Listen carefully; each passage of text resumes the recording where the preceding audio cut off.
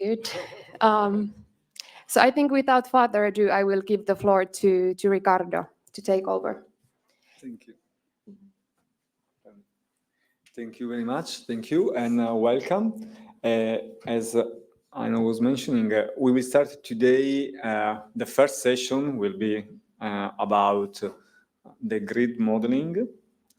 Now we will project the grid modeling cluster, and we will see we have some presentation from projects that are coming from the experience of LIPARI. We will have one project that is, let's say, representative of LIPARI, and then we will have more projects presenting, and then we will see later on, and that are part of, let's say, the networking of LIPARI, of course. All projects funded by European Commission are part of the Green Deal call, and all of them are obviously facing the grid modeling challenges in Africa. So this is obviously the focus of all the projects at different scales: industrial, national, rural areas, and obviously with different approaches. We will see how also the role of open source will be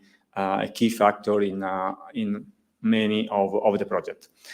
I would like to start, so we will have more time later on for discussion, questions, and comments. And I would like to introduce the next speaker before we start with the presentation. And okay.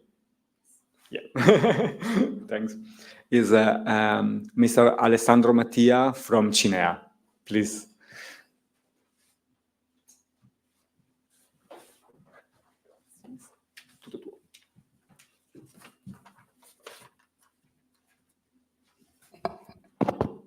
Hello and good afternoon. Can you hear me? Yes. So indeed, as my colleague said, I will be brief, as a couple of things have been already mentioned, but I just wanted to welcome you all, first of all, to this session on scientific and methodological clusters. I'm Alessandro Mattia. I'm a project advisor at Cinea, the Climate Infrastructure and Environment Executive Agency of the European Commission. And today's session, I think, is quite a key moment to reflect a bit on the scientific backbone of the project and of the program. This session tries to show how we are ambitious, how we are collaborative, and how we are committed. These projects, they're not just funding projects.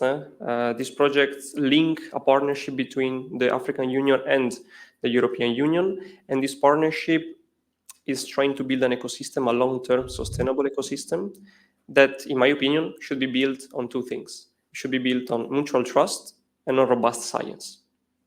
That's why the name scientific, first of all.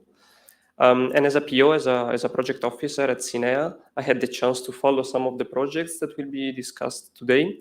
For instance, ONEPlanET, Epic Africa, Open Mode for Africa, and also Emerge are all projects that I followed. And following these projects showed me how hard it is sometimes to overcome the challenges that the projects face. I've seen the creativity of the research teams in overcoming these challenges. I've also seen the complexity of the work that you do. And that's why we consider these projects and these clusters not just as technical exercises, but really as living laboratories. Laboratories that can produce knowledge, not just at local level, but at global level as well. And as we already discussed, there are two specific clusters today. The first one on energy modeling, grid modeling cluster. And this cluster focuses on the energy planning in Africa in diverse contexts, rural communities, also national grids, and how it's possible to build tools, modeling tools, open access modeling tools, and here the keyword is open access, but also platforms for capacity building for African systems. And the goal here is to increase the interoperability of the data. The goal is to increase the regional integration and also to empower the local institutions to deliver their own transition, to lead their own energy transition. And that's the first cluster. Then we have the second cluster on water, food, energy nexus, which focuses on how we need to rethink the energy systems, not just focusing on the scientific side, but broadening our approach, broadening our network and our framework. We need to focus on social and environmental perspectives as well. And in this cluster, you will see how this new way of thinking, this nexus way of thinking is operating, and how we need to include participatory frameworks to connect the three items of the triangle: energy systems, food, and water systems. And this can be possible only if we focus on building resilient infrastructure and also inclusive governance for African communities. I said that the scientific side is quite important, but it's not just the scientific side, it's also the strategic objective of this afternoon, because these clusters, they are aligned to our goals, to a lot of our goals, to the goals of the European Green Deal, to the Sustainable Development Goals, and they're also aligned to the goals of the African Union Agenda for 2063. So you see, we have a lot of alignment here. That's why the strategic side is also important. And I hope that this can show how science diplomacy is not just a buzzword.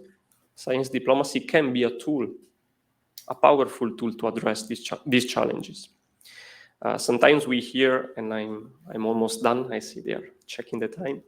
I hear sometimes, that it can be hard to see concrete results in European projects because they might be abstract at times, right? But it's not the case here. Here we can see concrete results. We can see people being trained, we can see tools being used, and we can see energy communities taking an active role in their own transition. And I think this is very satisfying. This is very rewarding for you, for the communities, and also for the European Commission. And in the Commission, we are committed to supporting these efforts. We don't see these results just as simple outputs. We see the results more as, I would say, I said before, living laboratories, but also building blocks for future collaboration that will continue in time. And that's it. Let me just finish off by thanking you all for coming here. Thanks to the researchers, to the coordinators. Thanks also to the stakeholders, internal and external, that have contributed to these projects and to these clusters. Your work is essential, so please keep doing what you do, the way you do it, and I really hope that your insights today will help us shape the future of Africa-EU collaboration. Thank you, and I wish you all a very interesting afternoon.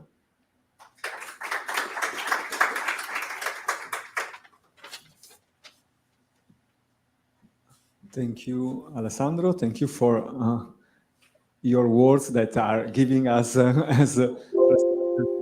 let's say, a bit more, let's say, motivation as well in obviously working in these projects. I would like now to start with the presentations, and I would like to invite Malte Lindenmayer to join us in order to present the first project. Is the Lipari project Oasis that you can see here. I don't say pillar one because most of you probably don't know what I mean. And please, Malte, and then I know Annie Niemi should be online, right? Yeah. Yes. I don't know how you are managing the presentation, but I would say you have here probably the presentation. Okay. Yes, this works. Perfect. Okay, I think we are tight in time, so I skipped the introduction, I guess. And I see that my colleague Annie is also in the online room.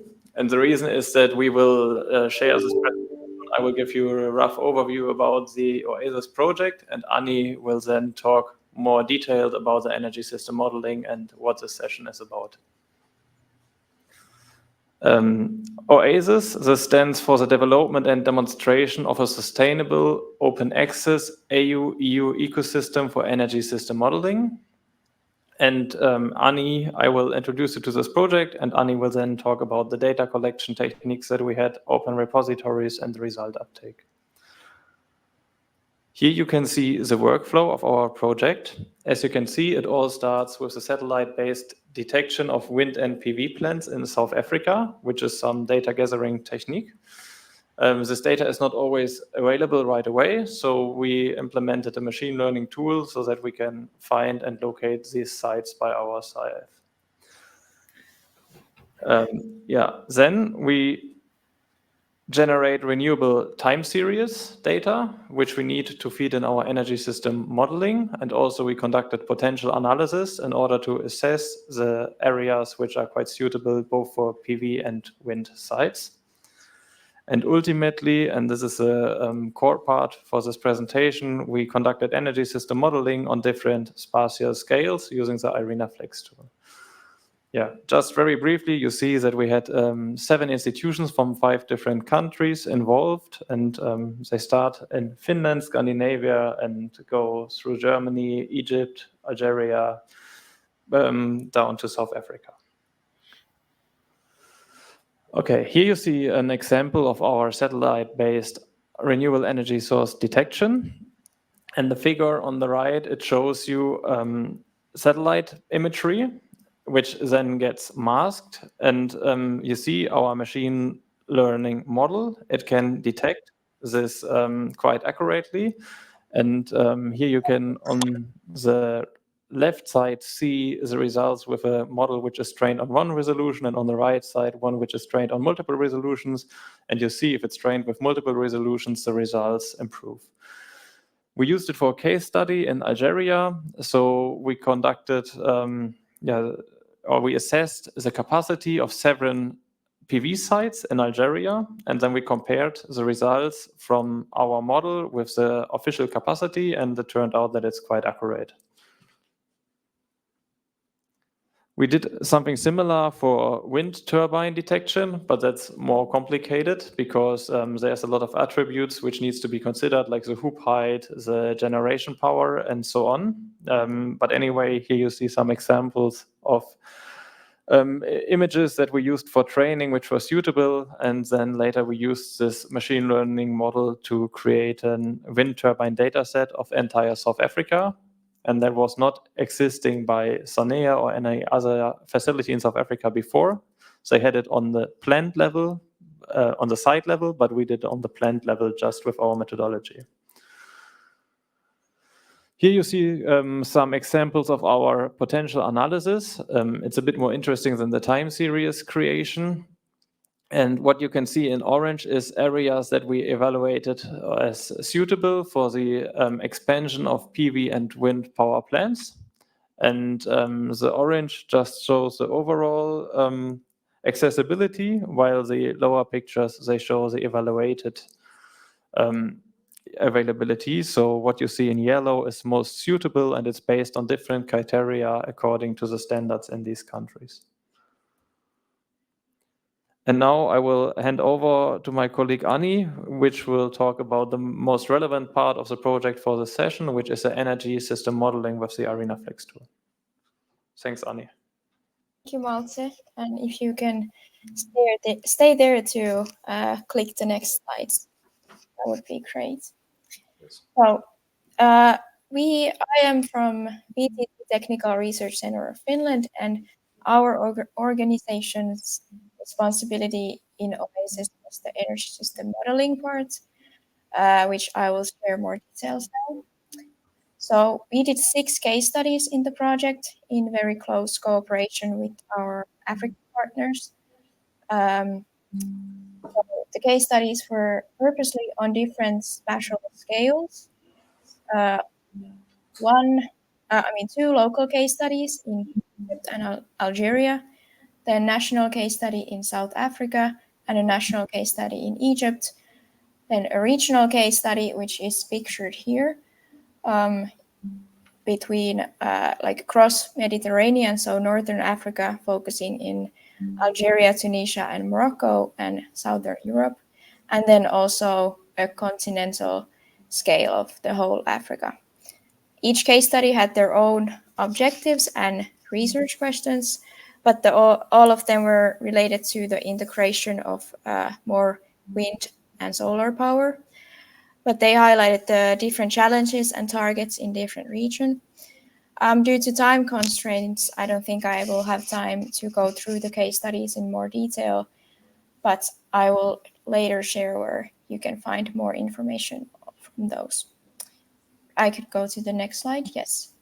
So the main goal of the case studies was not limited to creating the modeling results as such, but to rather demonstrate energy system modeling through the case studies to new users and create model templates that could then be further developed and customized by local stakeholders.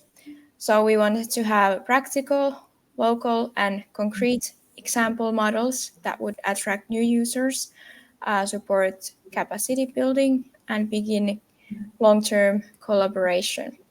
So we wanted to make the modeling accessible, not just something abstract or purely academic. Next slide, please. So our modeling tool has been IRENA Flex tool, which is a fully open source energy modeling tool that's designed to be quick to learn and easy to use, even for those without prior modeling experience. It's used through an interface called Spine Toolbox, which also offers some visualization, and this makes it an excellent entry point for new users. And also based on the project feedback and lessons learned, the tool was further improved and adapted to meet local requirements. We held several workshops, some were online during the project, and also on-site workshop in South Africa and Algeria for the new users. And in addition, we host monthly support calls. Next, please. So then what comes to data collection? The South African power system data was more easily available, but the data in Egypt and Algeria highlighted the importance of local collaboration. For instance, for our Algerian case studies, the data collection was done mostly by our project partners in CDER, Algeria. The data they found, mostly due to their contacts to local stakeholders, would not have been possible for us to find. This included, for instance, hourly generation and consumption data that they were able to gather straight from the energy companies. And the cooperation was really beneficial, also regarding capacity building, as they were closely part of the case study from the beginning. With the hands-on data gathering, the model was actually built together and they were really engaged and interested in the results. Next, please. So the final versions of the 6 case studies are available open source and free to be developed. The case studies can be found under LeapRE on Zenodo, and each one includes the model itself, then data documentation and the reports. And also detailed instructions are provided on how to download and run the models using IRENA Flex tool. So we hope that this ensures the accessibility for future users beyond the immediate project team. Next, please. So the greatest result has definitely been the strong engagement from our partners. The local and collaborative case studies really helped spark interest and sense of ownership among all participants, which helped us to build practical skills and confidence to apply the modeling tools in their own context. The workflows we developed now serve as foundation for future modeling efforts in both Africa and Europe. So this also means that the methods and tools can continue to support decision making and ongoing capacity building well beyond the project itself. One example is how we already did some case studies beyond the project scope, both in Algeria and South Africa, which shows that the work is growing organically and that the knowledge and tools are being taken forward by local experts. That's all from my side. Thank you. Great, thank you, Ani. I think we have 1 minute left. I've read it in the chat, and I just want to use it to summarize in a nutshell. So what we are doing is we are mirroring the real energy systems of the countries or regions, or we can also focus on just a specific local site. And we have to feed this model, which is a mirror of the real system, with this data. And that's where the first two packages that I described come in. So we need to find data which is not available on a continent like Africa, and then we feed this model to mirror the system which is needed for investment decisions and also for planning and policy purpose. So I hope that was understandable for you, and then I would get back the floor to Ricardo. Thank you. Thank you, Malte. Thank you, Ani. Let me see. I think we have no battery. It's okay. It's just an energy presentation, so it makes sense. And thank you both, and thank you for highlighting the importance of the partnership when we talk about also data collection and the way to have data for especially local context. So I would like to move to the next, okay, it's here, the next project. You can see Francesco Roncallo from Engreen is going to present the second project that is not part of Lipari, is a project that is EMERGE is part of the Green Deal, right? Is Exactly. One of the Green Deal projects that were funded by European Commission now 3 years ago already. No, actually, no, it's not part of. It's part of European Horizon Europe. Is on 20, so early 24. Okay, early 24. Please, Francesco. So good afternoon, everyone. This is Francesco Roncallo from Engreen. I jumped my presentation. It's not that interesting. And just for saying that I'm part of Engreen, which is an Italian company, having also an headquarter in Senegal, Dakar. We are not coordinating this EMERGE project. We are just one of the partners. So happy to provide you today also our perspective of what does it mean having a tool development project in partnership between Europe and Africa. So EMERGE is not even started in early 24, but end of 23. It's a 36-month duration project, 11 partners and 9 countries between Europe and Africa. So what we are doing in EMERGE is create a kind of framework looking at the development of energy modeling tools, but also looking at the final result, which is policies development and providing instruments to policymakers and the general number of project stakeholders in understanding and developing their own policies in terms of energy and energy planning. So these objectives is needed to be achieved thanks to a deep stakeholder inclusion, stakeholder engagement, and stakeholder mapping activities, because both these initiatives, modeling and policy creation, must be done in collaboration with stakeholders.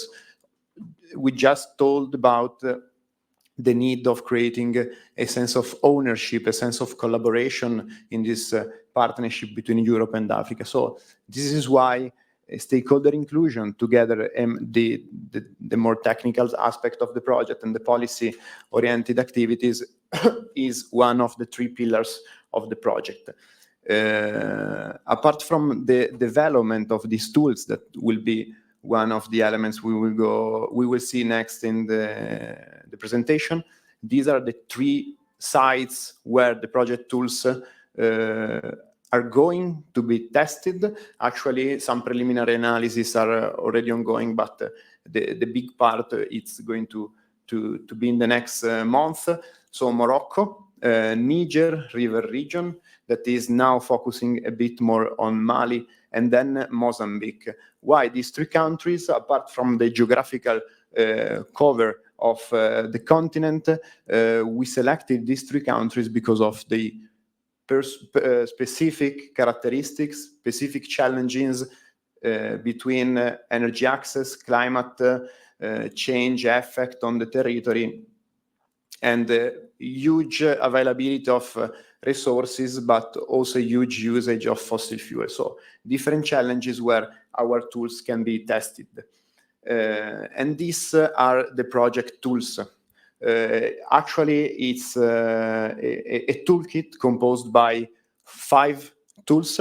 I will just present main elements of this tool for not being so boring, but just for saying what we are doing now is to have 3 blocks of tools. The first one, SEPIA, a group of 3 tools merged together, and then the last one, which is called Green Advised. Few words about the tools. SEPIA, developed by Artelis, is a software house based in France, is a kind of long-term energy scenario development, looking at finding out decarbonation pathways with horizon 2050, 2055. This is the structure of the tool, but I just would like to focus your attention on the sectors we are working on. So from industry, agriculture, transport, hydrogen production. So it's a very comprehensive tool looking at solution for creating pathways for reaching out to 2050 as time frame, and a specific target of emission reduction horizon. So I go very, very quick on this. Then we have the group of other 3 tools, which are hosting capacity tool, optimal storage placement tool, and metrics. These 3 tools have been merged together because they all look at the identification of optimization mechanism for the grid. We are talking about identifying on a specific network, a specific grid, where to put additional renewable capacity, where to put additional storage on a national grid or a smaller grid, for then creating a plan for supporting grid. Last one is a kind of complementary tool, is looking more at finance. So having identifying scenarios for achieving a decarbonization goal, having identified how to reach out also at technical level these goals, let's talk a bit more about finance and about how much this transition will cost.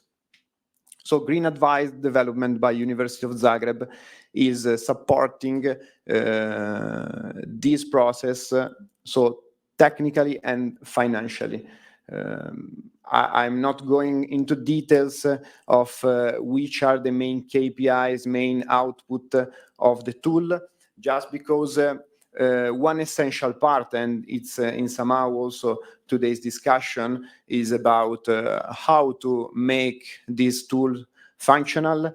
And this is related to data repository, data gathering, data collection, and data management. So a consistent part of the activities we achieved so far in the project is related to creating a repository, creating a dashboard for having the possibility of properly using these tools. So I know we will talk later about data, how to manage data, how to collect data. Just for saying, for us, it was a key challenge, mostly the part of data gathering. Here, just for saying, all the tools are powered by a set of 42 indicators coming from climate, energy, finance, and socioeconomic. All these 42 indicators have been collected for the 3 demo cases. Just for saying, we have to collect more than 120 data sets from different countries, so we know something about how challenging this might be. I switch. this slide. I just would like to put your attention on the one of the principles I just mentioned about the merger, which was the stakeholder engagement approach based on co-design principle. So all the activities, the key activities of the project have been associated to a specific event. In this event, we had the chance of discussing with project stakeholders, project partners, a wider community about results, strategies, data to be collected, collection of data. So just for saying, we had a dense agenda of events just because we want also to create a sense of ownership in local partners, African partners, but also in the local communities. A final spot on key challenges we just reached and I would like to share with you today. The first one is related to data collection. It was for sure easier at national level. So moving from a national to a regional or a province level, it's challenging. But actually in the project, we also try to implement some AI-powered mechanism for facilitating both the integration, the translation of documents, and so on. Another challenge was as the co-design principle was very strong in our project, we suffered a bit in some moment in the engagement of stakeholders, but actually we solved at the very beginning better characterizing stakeholder from specific countries, typology of stakeholders, creating dedicated engagement strategy according to the different categories of stakeholders, and then for sure presenting calendars of activity and results day by day. It was super useful. The last point, let's say, is more related to the difficulty in translating results to real life results. So this is we don't have yet a solution, but we'll let you know. At the moment, as said, we are at month 23 on 36. So what we have done so far was to develop the first version of each of the tools. These tools have been already tested in the demo location, and the preliminary results have been collected. With these preliminary results, we are start talking about how to move to a policy level, and this has been done so far also thanks to the collaboration with some sister project and other related initiative like LIPA-RE, LIPA-C, but also the ONEPlanET project, which is going to be presented today. So talking about data is something we very would like to explore because we see that there are many projects that are looking at similar results, have similar challenges. So having a kind of common understanding, common facility, common database would be super helpful also for making the European effort in creating this partnership between Europe and Africa more effective. Last slide. Thank you.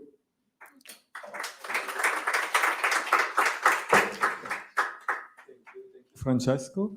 Obviously, we are not stopping for questions, but just because at the end of the next presentation, we will have a session for questions and answers. So Francesco, please stay with us so we can then have an interaction. The next presentation, I think, is online, right? Okay. I don't know if Asede, Gualu, and Denyanu, I hope I'm saying the right way, is online. Yes, I'm online. Can you hear me? Yes, definitely, yes. Okay, we will use the presentation from here if you agree. So you can just tell us when to move to the next slide, if you agree. Maybe yes, let me know. Are you ready to present? I can move the slides for you. Yes, please. Okay. Go to the next slide. Okay, so it's open mode for Africa project, and I let Asede to start the presentation. Okay, thank you. Hi, everyone. My name is Azade Ndegnano. I'm a senior energy modeler at the Eastern African Power Pool. Today, I'll be presenting about best practices on grid analysis at the Eastern African Power Pool. Can you go to the next slide, please? Next. Yeah, so I'll start the presentation with a quick overview of the EAPP. Next slide. Yeah, I think it's an animation, so if you can just click next until we get all the text. Yes, so APP, if you, yes, click. APP is it's made up of 13 countries, 16 utilities. Some of the countries have more than one utility, so that's why there are more utilities than the member countries. In total, there are around 430 million people living in this region. The total installed capacity currently is around 98 gigawatt, and the peak demand is around 63 gigawatt. The demand growth annually is, on average, it's about 6%. Next slide, please. And then if you click here again, I think there are some animations. The member countries are 13. It ranges from Libya in the north, Libya and Egypt, all the way down to DRC and Tanzania in the middle of Africa. So I think there is one country missing. This is not the most up-to-date model, sorry. Somalia and South Sudan have joined in the last 2 years. So the member countries are 13 in total. APP was established for optimal development of energy resources. The region is endowed with lots of renewables, as well as fossil fuel based. The different countries have different energy sources that they are using currently. In the north, it's mostly natural gas, Libya and Egypt, and also Tanzania uses natural gas, whereas Ethiopia, Uganda have a lot of hydropower, and the remaining countries have a mix of resources. So the establishment of EAPP, the idea is to optimally develop these different natural resources and increase access to electricity in the region, which is one of the main issues. Security supply is also another issue, which will be followed by which follows the access to electricity. When it comes to the market, the APP is trying to set up a power pool. Currently, the countries are trading among themselves in a bilateral market setup, but there's a plan to set up a power pool. In addition, APP monitors the performance of existing interconnectors, which next slide. Can you go to the next slide, please? Yeah. Currently, there are about 30 existing and planned interconnectors. 15 are already existing. All the member countries in APP are connected to each other, except South Sudan and Somalia.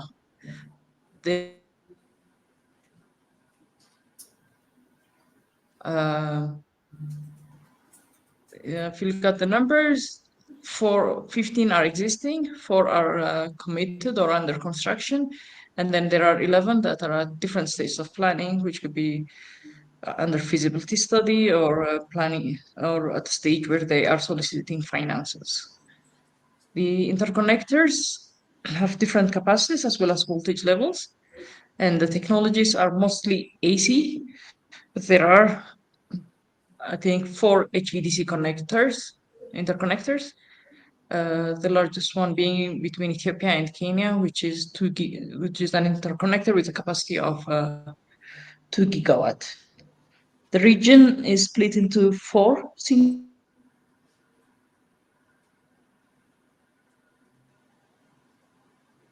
north. We can split it into north interconnector synchronous area and the southern interconnected synchronous areas.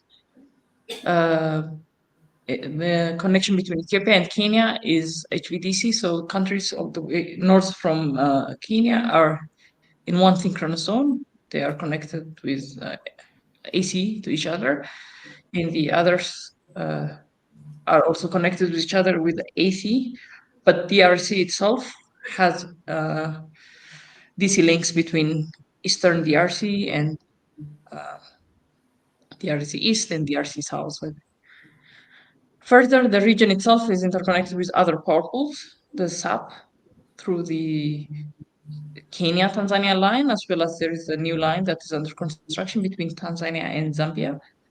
Once that's completed, there will be a very strong link with the Southern African power pool. In addition, Egypt is connected to Jordan, and there is an HVDC line that is under construction between Egypt and Saudi Arabia in the Middle East.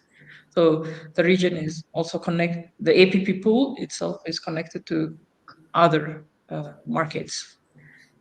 The next slide, please.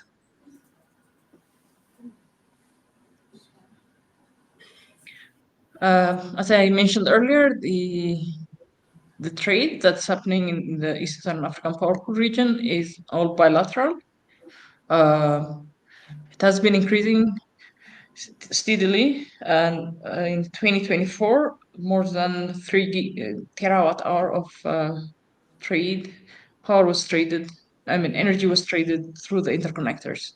Mostly this trading happens between neighboring countries. The major exporting countries are Egypt, Ethiopia, and Sudan.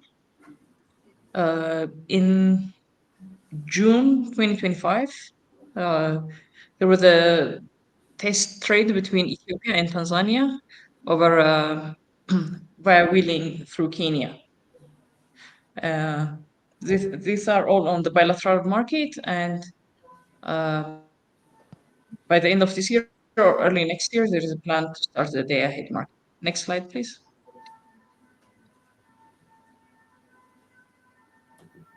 Next slide. Yeah, I'm trying.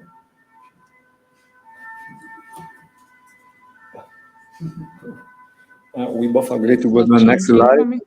Only PowerPoint is not agreeing with.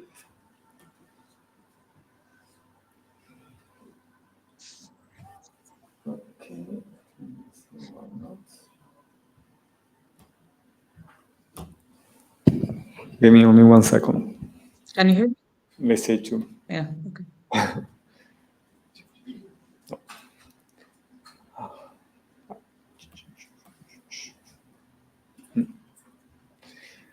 We decide that's no.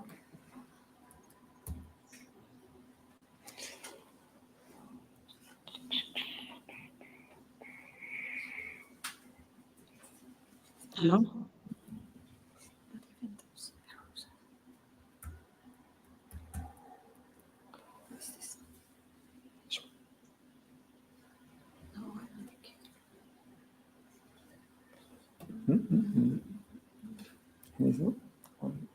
Okay, let's do that. Okay. What is sharing here?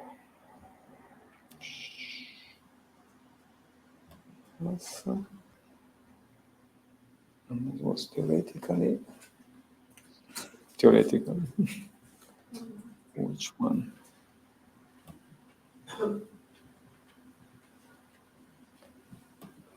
Is energy modeling cluster?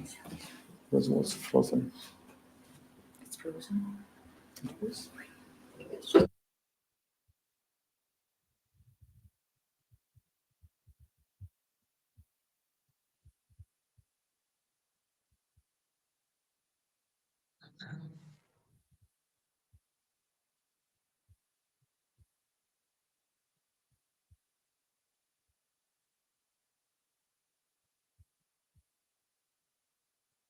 Okay, sorry. We have. You should see that, right? Perfect.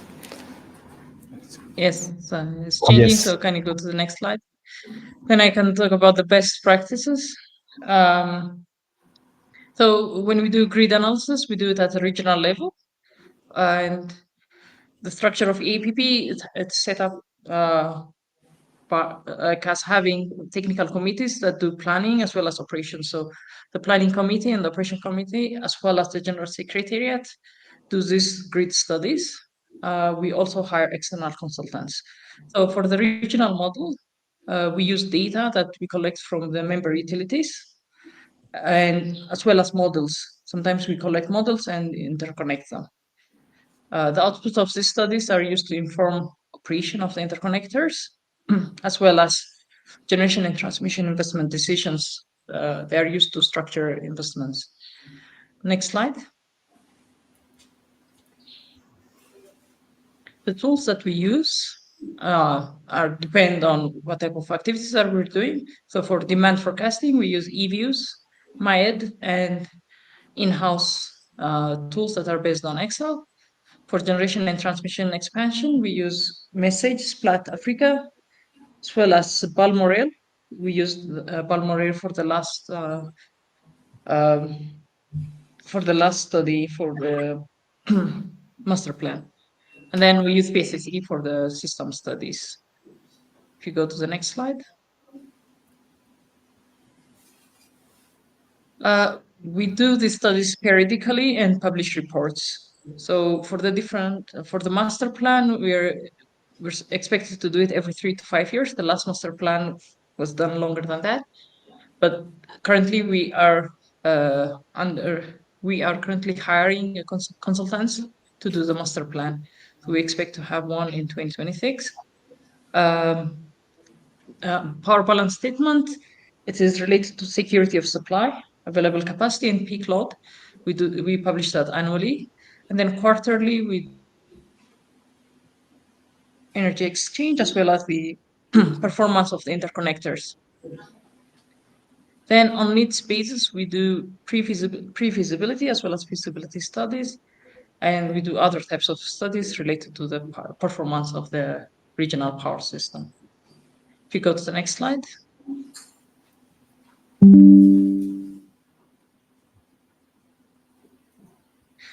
So for capacity building, we try to do it through projects, and we build the capacity of the staff at APP, General Secretariat, as well as the technical committee members of the different utilities. So maybe I can just highlight Open Mode for Africa. We have several projects that run through different periods. Some are completed and some are ongoing. Open Mode for Africa project, it's a project that focuses on developing a toolbox that's contextualized to the African needs, and it's expected to provide pathways for the energy system for the policymakers. It is an ongoing project. It's part of this EU Horizon project, EU Horizon funding, and it's led by Syntef Energy, and there are 17 partners. In this project, we use OpenTPS toolbox for the system studies. Otherwise, just in the Continental Master Plan, it was led by AUDA NEPAD. They're like trying to have some sort of harmonization of the tools. Splat Africa has been adopted as a tool going forward for APP as well as the other 5 power pools in Africa.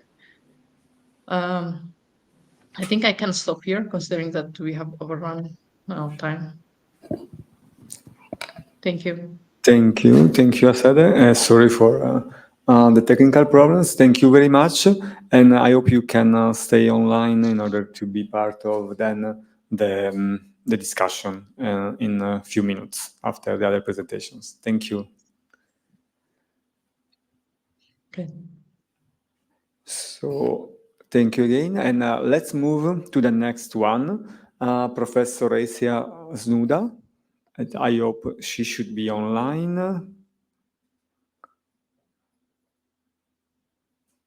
Asia.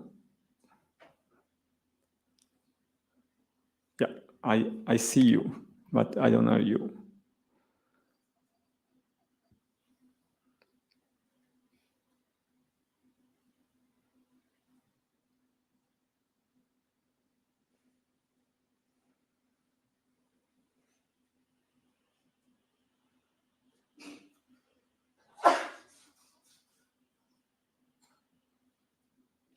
Asia, can you hear us?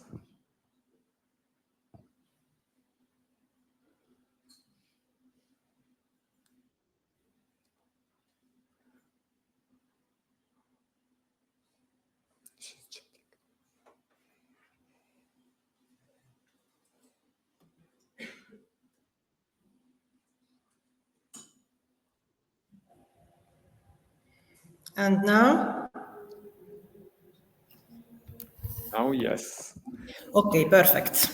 Okay, so let me introduce Professor Asia Zunda. I hope it's right. And is professor at the National Engineering School of Tunis in ENIT, and she's going to present. If I'm able to do that, give me 1 second, and we'll see if you can present. Okay, 1 second.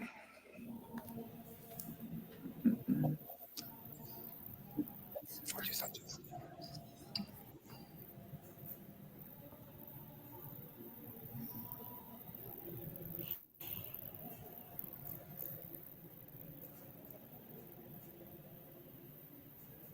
Okay, perfect. So he's going to present the Reintegrate project. And please, Asia, I will change the slides based on your command. Okay.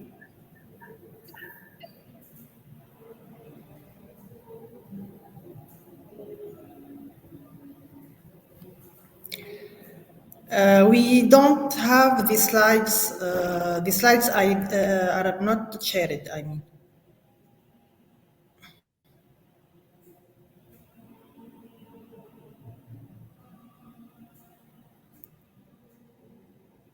Yes, now it's okay. Okay, perfect. So, hello everyone, good afternoon. I will have the pleasure to present today the Reintegrate project with a focus on the Tunisian case with presenting the challenges and opportunity regarding the energy system modeling in Tunisia, and we are using the osmosis tool, which is an open source tool. Next slide, please. Next slide. So I will start my presentation with a brief focus on our presentation of the Reintegrate project. Reintegrate stands for Rethinking of Approaches and Toolkits for Transdisciplinary Integrated Assessment of Climate-Compatible Energy Strategies from the African Union through to the European Union.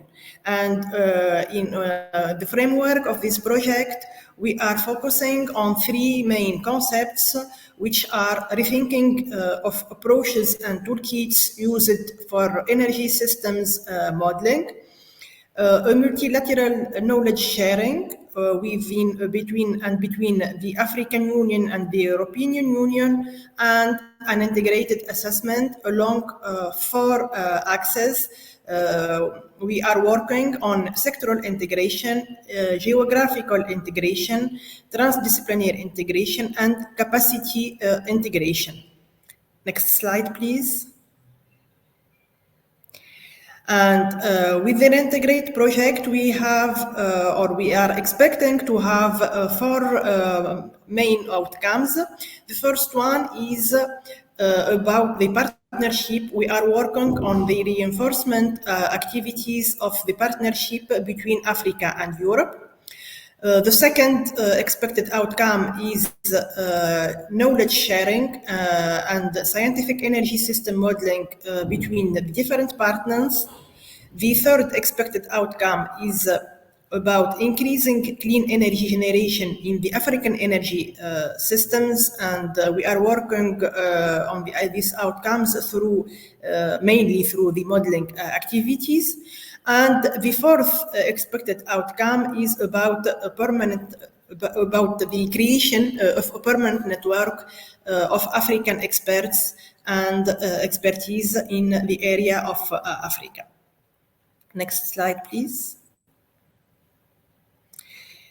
And within this project, we have 16 partners, with 8 partners from Europe and 8 partners from Africa.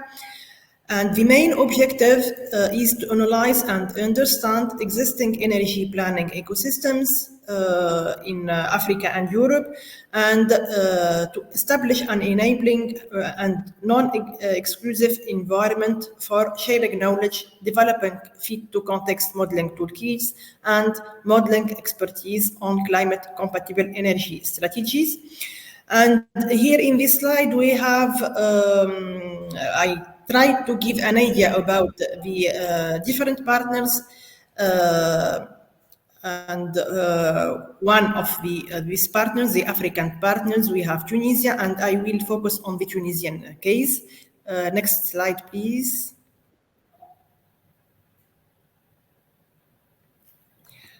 So for the Tunisia case, the main features or the key features are that we have an energy balance in deficit since 2000. The electricity production in Tunisia is relying on fossil fuels, mainly on natural gas, and more than 50% of the supply is assured by imports. And we have strategic goals and objectives in terms of introduction of renewable energies. We are aiming to have 35% of from our mix based on renewable energies by 2030, and we are aiming also to reduce the carbon intensity in Tunisia by 45% by 2030, comparing to 2010. So we have ambitious objectives, and the challenges is how to achieve these objectives and taking into consideration all the constraints, the Tunisian constraint. The next slide, please.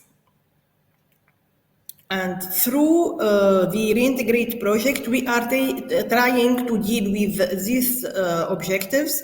And here I am presenting the roadmap for the Tunisia case. Of course, the energy sector or the modeling of the energy systems needs to have strong collaboration with many stakeholders. And the first step was the analysis of the needs and the gap identification, which was done in collaboration with the different stakeholders. We started by the stakeholders mapping, and then we organized many meetings and collaboration with these stakeholders to identify the gaps, and then to define the problems and the models that we are working on. Next slide, please. We identified 3 topics. We are working on the introduction of the self-production in the industrial sector, because the amount of the demand for the industrial sector is represents 58% of the total demand in Tunisia, and we are working on the impact of the introduction of self-production in this sector on the energy mix, electricity mix. Second, next slide, please. The second topic is the introduction of green hydrogen. Next slide. And third topic is interconnection with neighboring countries and with Europe. and interconnection will be on import-export of natural gas, electricity, and also hydrogen. Next slide, please. So, as I said, one of the main challenges is the implication of stakeholders, and we are working on the implication of stakeholders through the organization of different meetings. The first one was organized at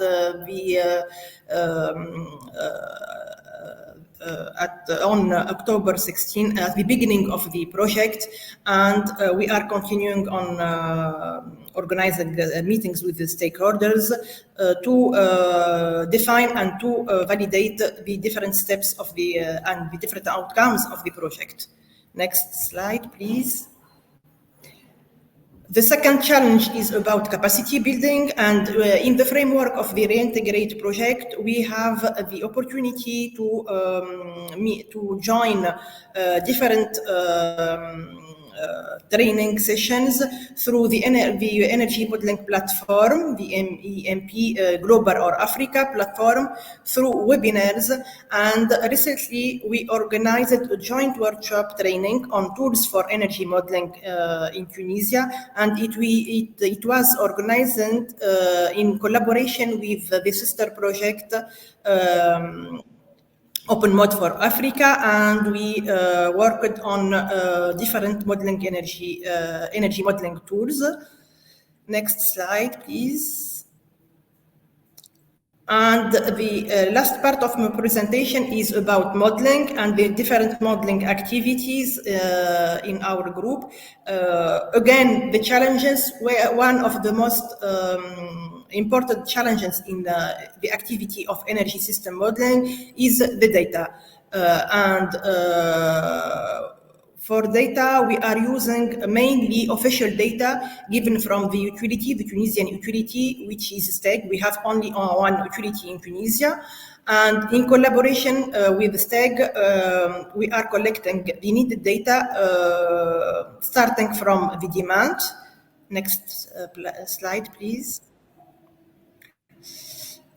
And here we have some results regarding the modeling activity for the topic 2, which is hydrogen production, just as an example of the activity of modeling, and which it is the result of the activity of capacity building. Thank you. So in the further slides, we have the results, but I guess that we don't have any time to present the details regarding the results. Thank you very much. Thank you, Essia. Thank you for the overview. I will spoil a bit your results in order to move to the next one. Again, and please, if you can stay online for the discussion after of course. the presentation. Thank you again. Thank you. So the last one you can see here. The next speaker is from SEforALL, Tamoji Chatteria. I hope I'm pronouncing the right way. I don't know if you are online. Hi, Ricardo. Yes, perfect. Okay, and thank you. So I think that you can see the presentation. So I let you give the floor, and please, you can start. Thank you. Thank you. Thanks so much, and good afternoon, everybody. I'm dialing in from Vienna. My name is Tamoji Chatterjee, Senior Officer with the Energy Transition Planning Team at SEforALL. So I'll just take a few moments. I know we're running out of time to just walk you through SEforALL's sort of energy planning and investment work. So if you can just go to the next slide, please, maybe the next one. Yeah, thank you. So very quickly, just about SEforALL, those who are not familiar, we are a UN initiative that was born in 2012 under UN General Assembly resolution. Our main mandate was to sort of support countries on advocacy for Sustainable Development Goal 7, Over the years, we have sort of really evolved as an organization. We are now hosted by the UN Office for Project Services. And we mainly work with countries in the global south on a variety of things, all the way from planning and policy and regulatory support to sort of more downstream results-based financing as well. So today we'll talk a little bit about SEforALL's work on energy transition and energy access planning. So if you can go to the next slide. So this just sort of lays out, and you have heard from the previous presenters as well, very similar sort of principles. But there are two principles that there are four principles, but the main one that we see in terms of really what constitutes our planning approach. It's built on this coordination, right? So we believe that accelerating progress on SDG 7 and the climate goals both involve sort of a mixing and coordinating with a complex ecosystem of stakeholders. And as you can see, we work across different ministries, and it's not just the Ministry of Energy, but to bring various stakeholders together that are quite critical to the SDG 7 sort of mandate. And that sort of leads to four very specific outcomes, right? So we are looking at how planning can help coordinate action, especially in terms of supporting data-driven decision-making, prioritizing resource allocation, that we are being helpful at the country level, especially together with the other development partners in coordinating implementation strategies.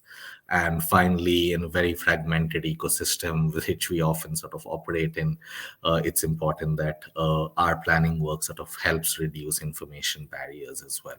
So if we can go to the next slide, this sort of lays out, and sorry for the sort of formatting difference over here, but this sort of lays out the three pillars of our support to countries. So as I was mentioning, we do a lot of global political engagement and advocacy, also at the national level through investor and sort of intergovernmental dialogues and just transition engagement. The second pillar is very relevant to sort of this session. So we have a sort of set of toolbox in terms of different models and tools that we offer as planning support to countries, including GIS sort of methodologies. We do demand side assessments. I'll speak a bit on the supply side sort of modeling, especially using our proprietary sort of open access sustainable energy for all energy systems model. And then we, of course, look at the cost of abatement and also calculate the socio-economic benefits that come out of a just and orderly transition. All of this is not really possible without a deep policy and institutional support, and ensuring that you have an innovation loop-based implementation framework that keeps all the stakeholders aligned in terms of what comes after the plan has been developed as well. So if you can go to the next slide, I know I have 3 minutes, so I'll very quickly walk you through the methodology here. So I won't spend a lot of time on this, but these are sort of the 4 key sort of aspects on which the planning approaches, our planning offer to countries is built on. So we are very country and demand driven. So governments typically request through official letters for support. So that's where we sort of ensure that we have political and stakeholder buy-in. Our planning approach, which I'll very quickly speak to, is based on a least cost optimization model. And then we do a lot of capacity building and institutionalization work. And finally, help in finance mobilization against the plans that we develop with governments. We'll go to the next slide very quickly. Our SEforALL energy systems model, as I was mentioning, is a least cost optimization model. It's based on macroeconomic feedback loops, and we also sort of do socioeconomic impact assessments. A lot of that is really pinned on energy demand forecasting across various sectors. So not just electricity, but also looking at other sectors, especially in terms of sector coupling options, transport, clean cooking, buildings, industry, agriculture. And based on all of that sort of demand that we forecast over the long term, we are then able to give a capacity mix or a power sector mix in terms of what the country's technological pathway over the next 20 years as it transitions to renewables look like. And all of that combined together provides a net zero energy transition and investment plan for the country. We'll go to the next slide very quickly. We can go to the next slide. This is very detailed. As I was mentioning, so you can see that our model sort of looks at not just the power system, but also looks at allied sectors like transport, industry, and buildings. And we can go to quite a bit of level of detail in terms of specific pathways under each of those sectors as well. So we'll quickly wrap up. So if we can just go to maybe the next slide very quickly, not this one, we can go to the next slide, country support work. Yeah. So just to give you an idea, and I'll stop here for today. We have, over the past few years, worked with a number of countries, especially developing Nigeria, Ghana, Kenya, Sierra Leone, and Barbados's energy transition plans. And basically coming up with their net zero or low carbon scenarios over the next 20 years. And finally, in the next slide, I'll stop here. We are doing some very exciting work over the next few years, especially working with the National Thermal Power Corporation of India, a regional level roadmap for 10 ASEAN countries. And specifically in Africa, we'll also be working in Senegal, Tanzania, and Botswana on developing and helping the government with their own energy transition and investment plans. So I'll stop here. I'm very sure that you would have questions, and this presentation, I'm sure, will be circulated to you as well. Thank you. Thank you very much. And yeah, I would say that we start definitely with the first. I would like to obviously thank you all the speakers, and then opening first of all to questions or comments from let's say everyone, also people online, of course, but mainly people that are okay in presence right now. I will.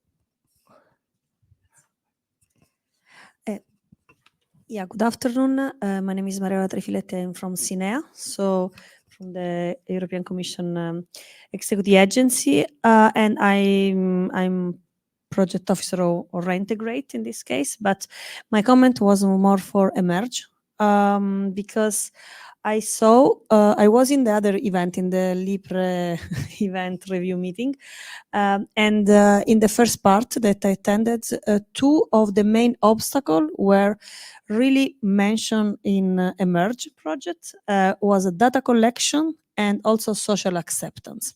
So I see from what you presented, they're very interesting, and that you are working on this also two aspects. So as I did before in the other meeting, but also I renovate here, I would like to invite all projects, also the one out of LIPRE, really to get in contact with the others, LIPRE projects or others, because sometimes some tools, some ideas, some studies are available, or there are already funding for activities that need to target this part.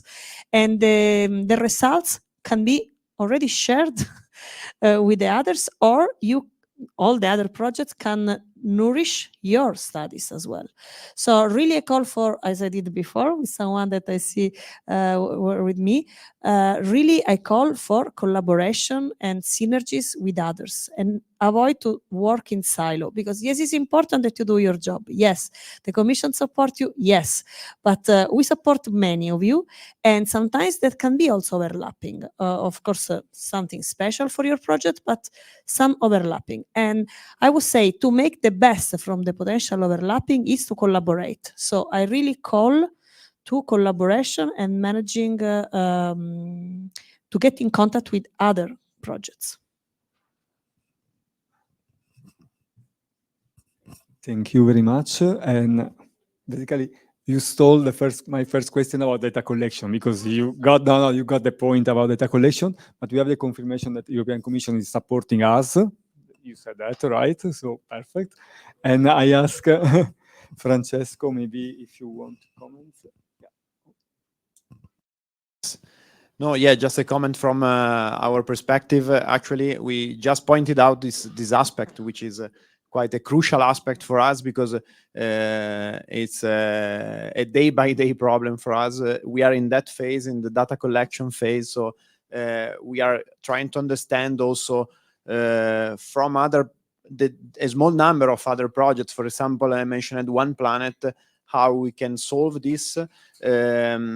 Actually, what we have experienced is that country by country, there might be a different approach. Stakeholder type by stakeholder type, we have to apply a different approach. For example, we experienced in our consortium, there's a number of R&D partners, research institutions from the African continent. I'm talking about ECRE, which is the West Africa organization. I'm talking about Eduardo Mondlane University in Mozambique. So these partners have some data, but not all the data we need. They have connection in public entities, but public entities are not committed as they are in exchanging data. So we have to better understand how to solve this issue. If we are just talking with research partners, how we get data coming from private sector, for example, about some market analysis, from public sector, which are data sometimes that are not neither an interest to be shared for the public authority. So this is a strategy that sometimes is given as okay, we will collect data, but actually is a crucial point. And for our perspective, what we are trying to do is to really divide priorities and challenges country by countries, and then selecting different approaches stakeholder by stakeholder. So we talk with private, we talk with public, we talk with research. It's not easy, but actually it's even impossible to say let's gather data in all the countries in the same way, with those stakeholders in the same way. So again, the point raised was also creating connection with other projects, and I think starting from lesson learned from other initiatives might be again a needed point for not doing and redoing same let's say same issues again and again. But I leave also the floor to other projects if they have to say anything else. Thank you, Francesco. And I give the Sandor. Thanks. Just very quickly, because I will follow up of what the senior colleague told, and also on the. I'm Sandor Sabo from the Joint Research Center of the Commission, and we were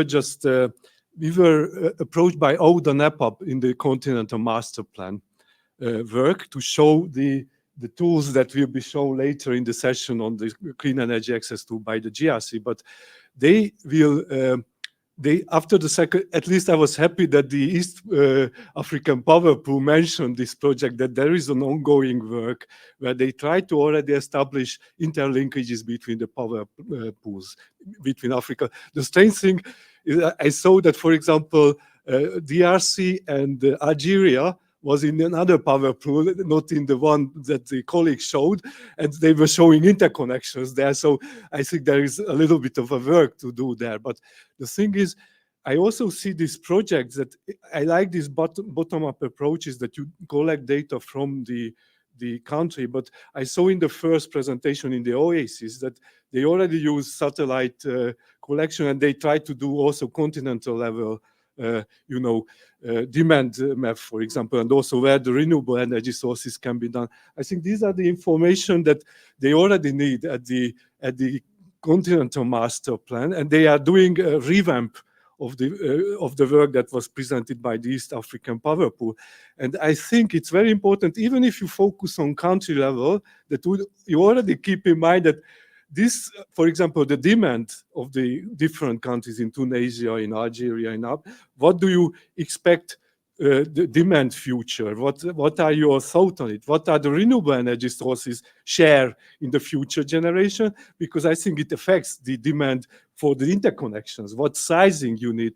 And so I propose, and if you agree, and I would like to hear your opinion, that when they do, because they are doing meetings also with us to feed into this process, but I think also for you, maybe to be invited into this meeting, would you be willing to participate in something like that? And do you think that you can contribute, and but by what kind of data or methods you can contribute to this process? Because unfortunately, this interconnection is going to be planned in the coming years. We cannot wait, that all the countries do a local study.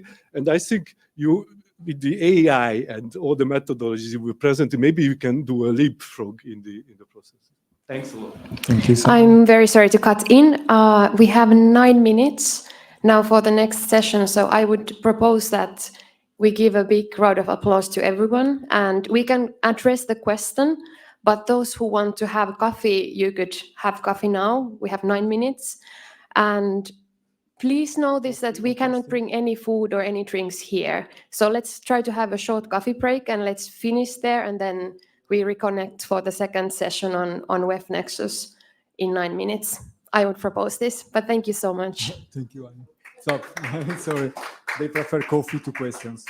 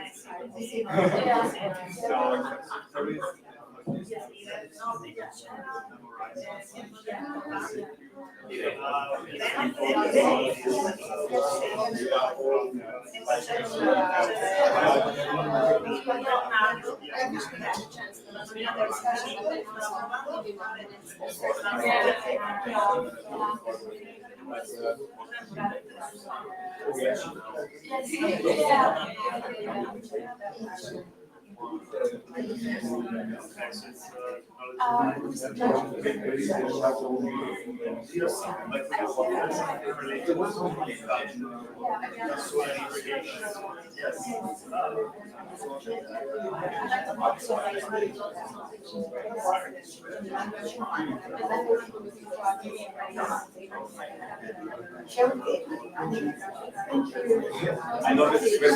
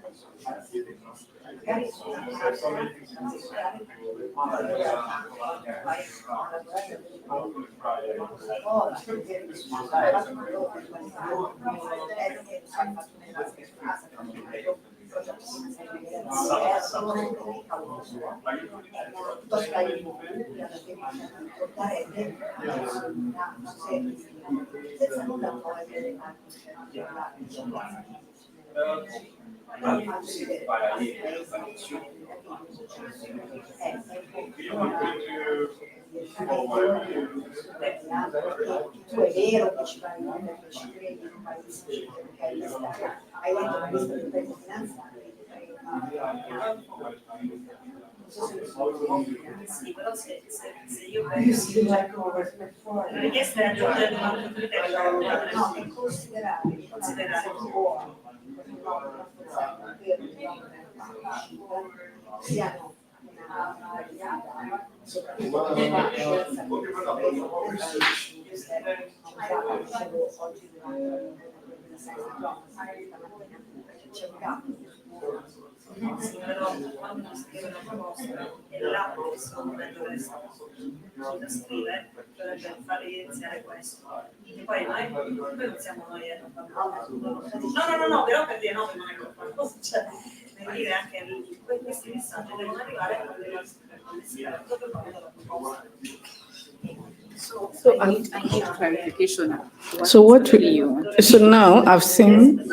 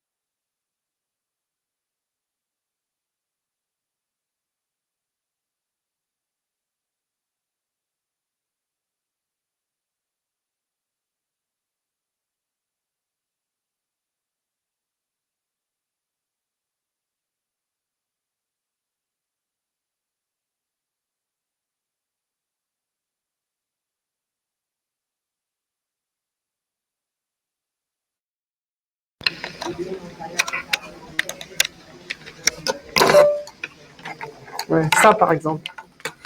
Alors, je pense pas. Ouais, mais ouais, quand on se connecte. Allez. Ah, elle n'est pas branchée, vous l'avez dans la main. Si, si. Ah, non, pardon, d'accord, oui. Elle est où? Elle est juste un peu lente, je pense. Comment ça se fait? Oui, depuis tout à l'heure, elle est un peu...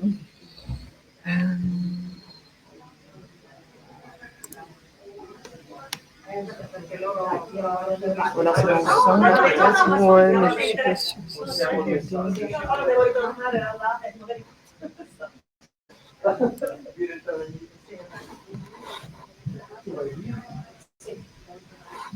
Sinon, c'est vraiment pas très grave.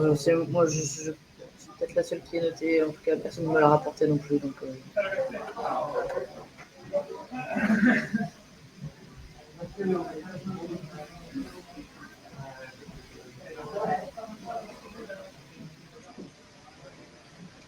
Ouais, il faudra que je regarde ça. c'est pas très grave. On va rester comme ça. Je préfère avoir là, ce genre de petit... Ouais, mais merde, cette souris, hein. Oui, mais c'est pareil avec le pad, en fait. Elle me casse les pieds. Attendez, vous êtes de l'autre côté un peu. Ah. Il faut aller à gauche. Non, non, il fallait pas faire ça. Je vais m'en occuper si vous voulez. Merci. Je vous laisse faire avec le pad alors? Oui, très bien.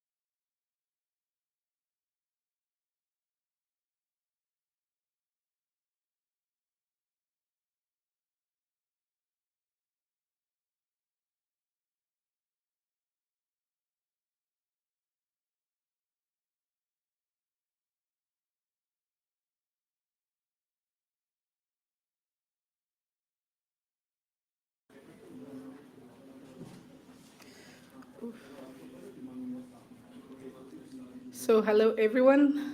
If you could get seated, welcome to the next session. Our online participants, thank you for your virtual tea break. Now we can start again. So I'd like to introduce the next session, which is on water, energy, food nexus. We have a Slido that we didn't introduce in the previous, but you can still use it.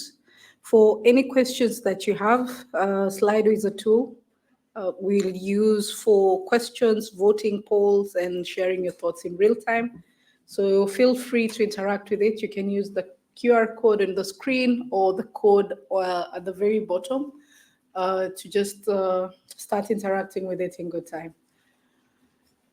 Our session is brief and very fast. It's loaded and jam-packed. I hope it has the information that you will all assimilate and be able to relate with. We shall start with a presentation by an organization that is quite prominent in the Mediterranean area, represented by Dr. Mohamed Wage. I'm so sorry if I mispronounce it. Good. So without much further ado, and not running my mouth while experts are in the room, I welcome Dr. Mohamed to come. Welcome.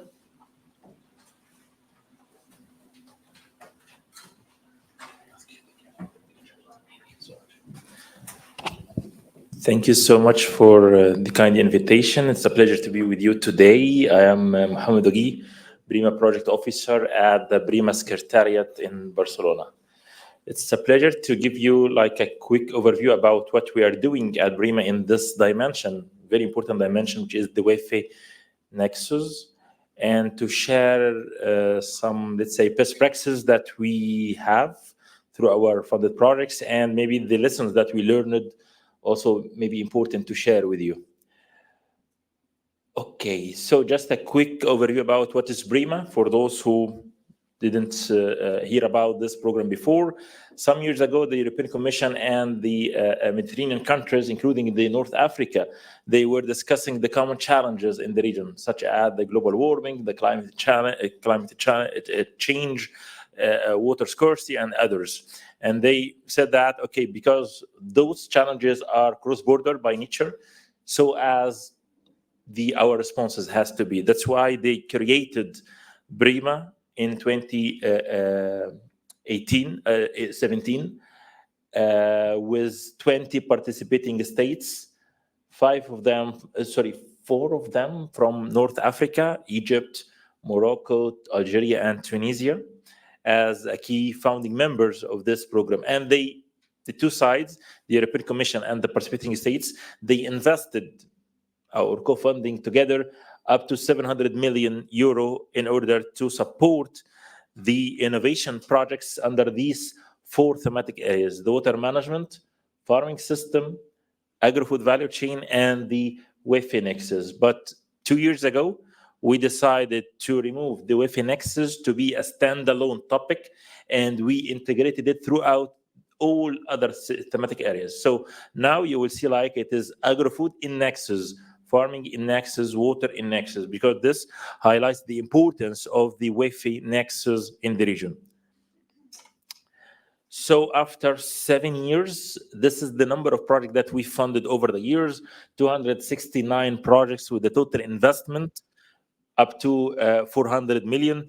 But the key indicators that we always love to mention that more than 2,500 beneficiaries, and here we are talking about organizations, research organizations, universities, SMEs, enterprises, are cooperate and co-create together sustainable solutions to face the pressing challenges in the region. Zooming a little bit on the Nexus, specifically, we have 12 projects under the Wi-Fi Nexus with a total investment 34 million and more than 135 beneficiaries or organizations, and this is the distribution of the different countries throughout the different programs. Here you can see the number and the scope of the Wi-Fi Nexus funded projects over the years. We start in the first couple of years with like supporting the technological development of the projects or the solutions, and then with the help of the PRIMA Scientific Advisory Committee and other stakeholders, we shift to support more, let's say, capitalization on the findings that we have in the region, such as improving the governance structure of the Wi-Fi Nexus in the region, and to build what we call a community of practice, and I will come to this later in a couple of slides. So this is the approach that we have in PRIMA to support the Wi-Fi Nexus implementation in the region. Okay, we discovered that, okay, we have, let's say, some good practices and some good examples and solutions implemented in the region, but as mentioned in the previous session, some of them are like scattered or like separate silos. So our aim is to capitalize on those findings or those solutions to move from small scale to larger scale, more sustainable models, to demonstrate the benefits to the policymakers and to the political level, and very important to replicate and to scale up and out those successful solutions in order at the end to have, let's say, a policy making process. Why this is important? I will just move a little bit out of PRIMA, because before joining PRIMA, I was involved in a Horizon 2020 project, and we have analyzed more than 1,000 social innovation practices all over the world. One of the key findings that we found that without the political support and the governmental support, those solutions will remain at a very small scale without having a real social movement. So those are, again, the three categories of the Wi-Fi Nexus that we have, supporting the technical and engineering or architecture such as aquaponic and hydroponic, and the nature-based solutions such as constructed wetland, which is very important in the Mediterranean countries. Last but not least, and this is very important, supporting the governance structure in the region, such as supporting the regulatory instruments, introducing financial instruments such as taxes and subsidies, planning and integrating the infrastructure planning in the region, and strategic policy planning. I will not go to details of some of the Wi-Fi Nexus practices that we have, and demonstration sites now functioned on the North African countries such as Egypt. This is the project Awesome. This is the name of the project, which is building this aquaponic and hydroponic solution, agri photovoltaic system in Algeria, and smart irrigation system with the integration of the renewable energy solutions with this system. And as I said, for the Wi-Fi Nexus, this is by nature, it's important to consider and to engage the different stakeholders in your Wi-Fi Nexus solutions. Either you are an innovator or a startupper, it's very important to bring the relevant stakeholders to your project. And this is, let's say, the second lesson that we have learned from the Horizon 2020 project, that it's very important to consider the different dimensions of the sustainable development, not only the technological advancement, but also consider the environmental impact of your solution, the political dimension, as well as the cultural. Okay, once you achieve, let's say, a reliable and success on your model, it's very important to scale up and out the solution. Scale up means to improve, like, vertically the performance of your solution, to have it, let's say, more advanced and so on, and also to scale it out, again, to engage with the stakeholders and to consider the other different dimensions. The last couple of slides to share with you something that might be of an interest for you, which is the Wi-Fi for Med community of practice, because we know that there are huge knowledge and expertise in the region, and we want to cluster them or to gather them together in one platform, whatever, living lab, community practice, whatever the name you want to call it. First, to share the expertise, to share the lessons learned, so we will not repeat the same mistakes, to share the resources and so on. And we start through this funded projects under the PRIMA program to have like a list of demonstrators and the characteristics of each one of those demonstrators, so they can maybe replicate it or transfer to other places. And currently there is an open Wi-Fi for Med Nexus award that I think most of you can apply for it. You can scan this QR code. And I think it's going to be open until end of November. So you are more than welcome to apply to this award. Just one let's say, comment I want to highlight that. However, you maybe saw in the first or the second slide that the 20 countries, and you may not see your, let's say, African countries on it. Still, even if your country is not one of the PRIMA 20 participating states, you are still, if you are based in Africa, you're still eligible to apply to the PRIMA program under Section 1 with maybe some consideration, but you are still eligible to apply.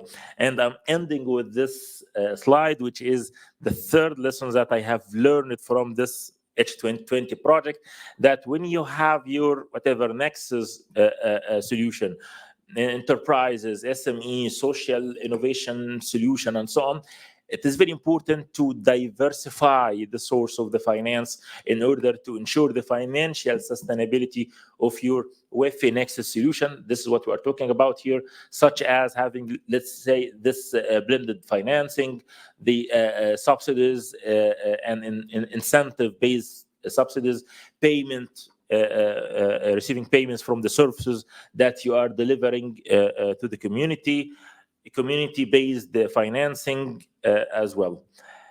Thank you so much for your attention. And in case if you have any question, it will be my pleasure, and wish you a successful event and discussion. Thank you so much.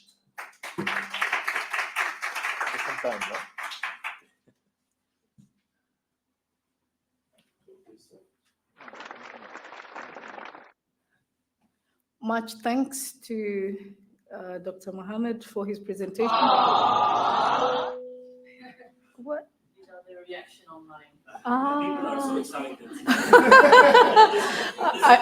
spirit that we're looking for. Yes. I'm so sorry that he had to end his presentation. So many more coming up. We hope that there'll be an equal reaction to the others. So that was an introduction to WEF Nexus from the Mediterranean region, just to give it a different spin from the LIPRI.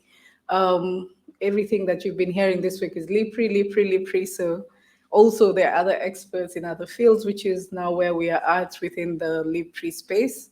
And I would like again to welcome another participant who is not within LIPRI, but also has a case study of projects that they've been carrying out within UNESCO. We have Jane Wambui, who is a hydrologist, expert in groundwater exploration, water resource management, and water energy food nexus, and has different technical reports, policy briefs on groundwater and ecosystem management. And we should be hearing more from her about the work that she's doing within UNESCO. And she should be online. Jane, if you're online, I think it's time you can present to us. I'll be here just clicking for you the slides. So feel free to start your presentation. Hello, everyone. Can you hear me? Yes, loudly and clearly. Thank you. Thank you so much. I'm Jane Wambui. I'm a hydrogeologist, as you have been told, here in UNESCO Regional Office, Nairobi. And I will be taking you through the water energy food ecosystem nexus that we are working on, and also maybe some of our partners are working on, because some of the initiatives are not directly from us.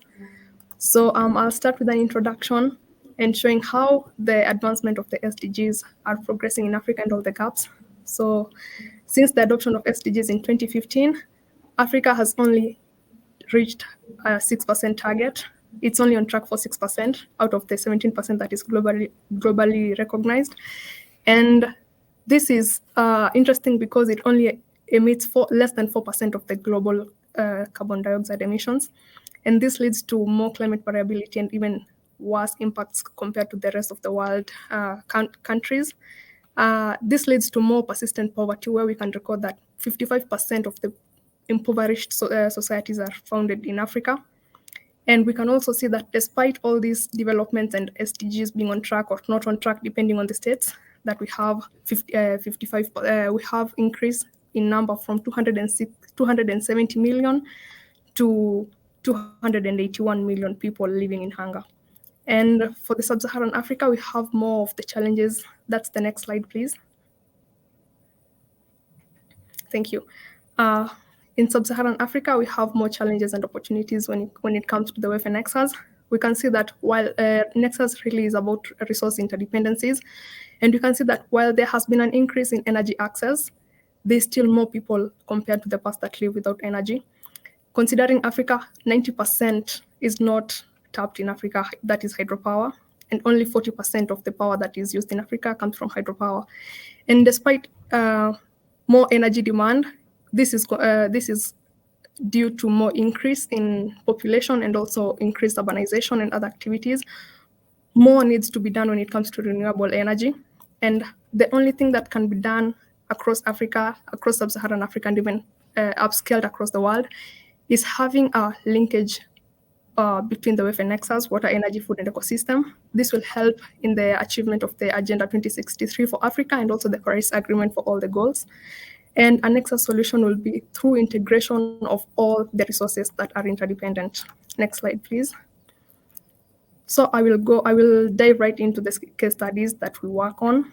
I'll start with this case study that is implemented by UNESCO and WFP. It is a 10-year program, but so far it has only been funded for 5 years. And it's in Lake Turkana, which is the northern part of our country in Kenya. And the goal is to improve the resilient livelihoods of the people living in Turkana and depending on the lake ecosystem through focusing on fishing and the wider food system in the lake. So the key program is the key program activities is water resource management through integrated water resource management, where there are studies for biological, physical, and chemical water properties, and also water balance of the lake. We also have scientific monitoring to ensure that the waters are healthy for the fish ecosystem to thrive. We also have enhanced fishing and processing, where the societies are provided with fishing, with modern fishing equipment and cold chains to ensure that there is improved market access. And all this in togetherness leads to job creation and also improved livelihoods. And it also leads to the health impact, where there's improved nutrition and health for the people in the ecosystem, in the lake ecosystem. Next slide, thank you. The next case study is this, that is not only in this county, but across most of the counties in Kenya. For this specific case study is in the Makoni County. This is one of the driest counties in Kenya. And what this project basically does is that it creates sand dams along the rivers. So instead of flooding, we have sand dams, and these sand dams are very cheap. They're like approximately 10,000 USD for the creation.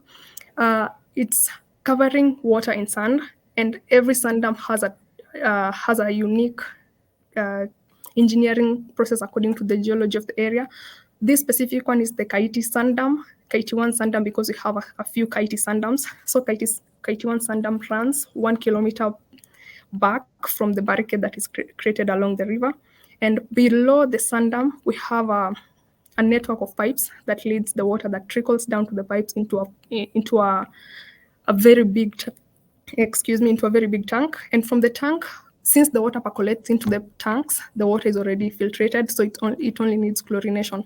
This chlorinated water is provided to the households for domestic use, but the unchlorinated but filtered water is used for agriculture. All this water is pumped using solar power and not from the grid. No electric energy is needed from the grid.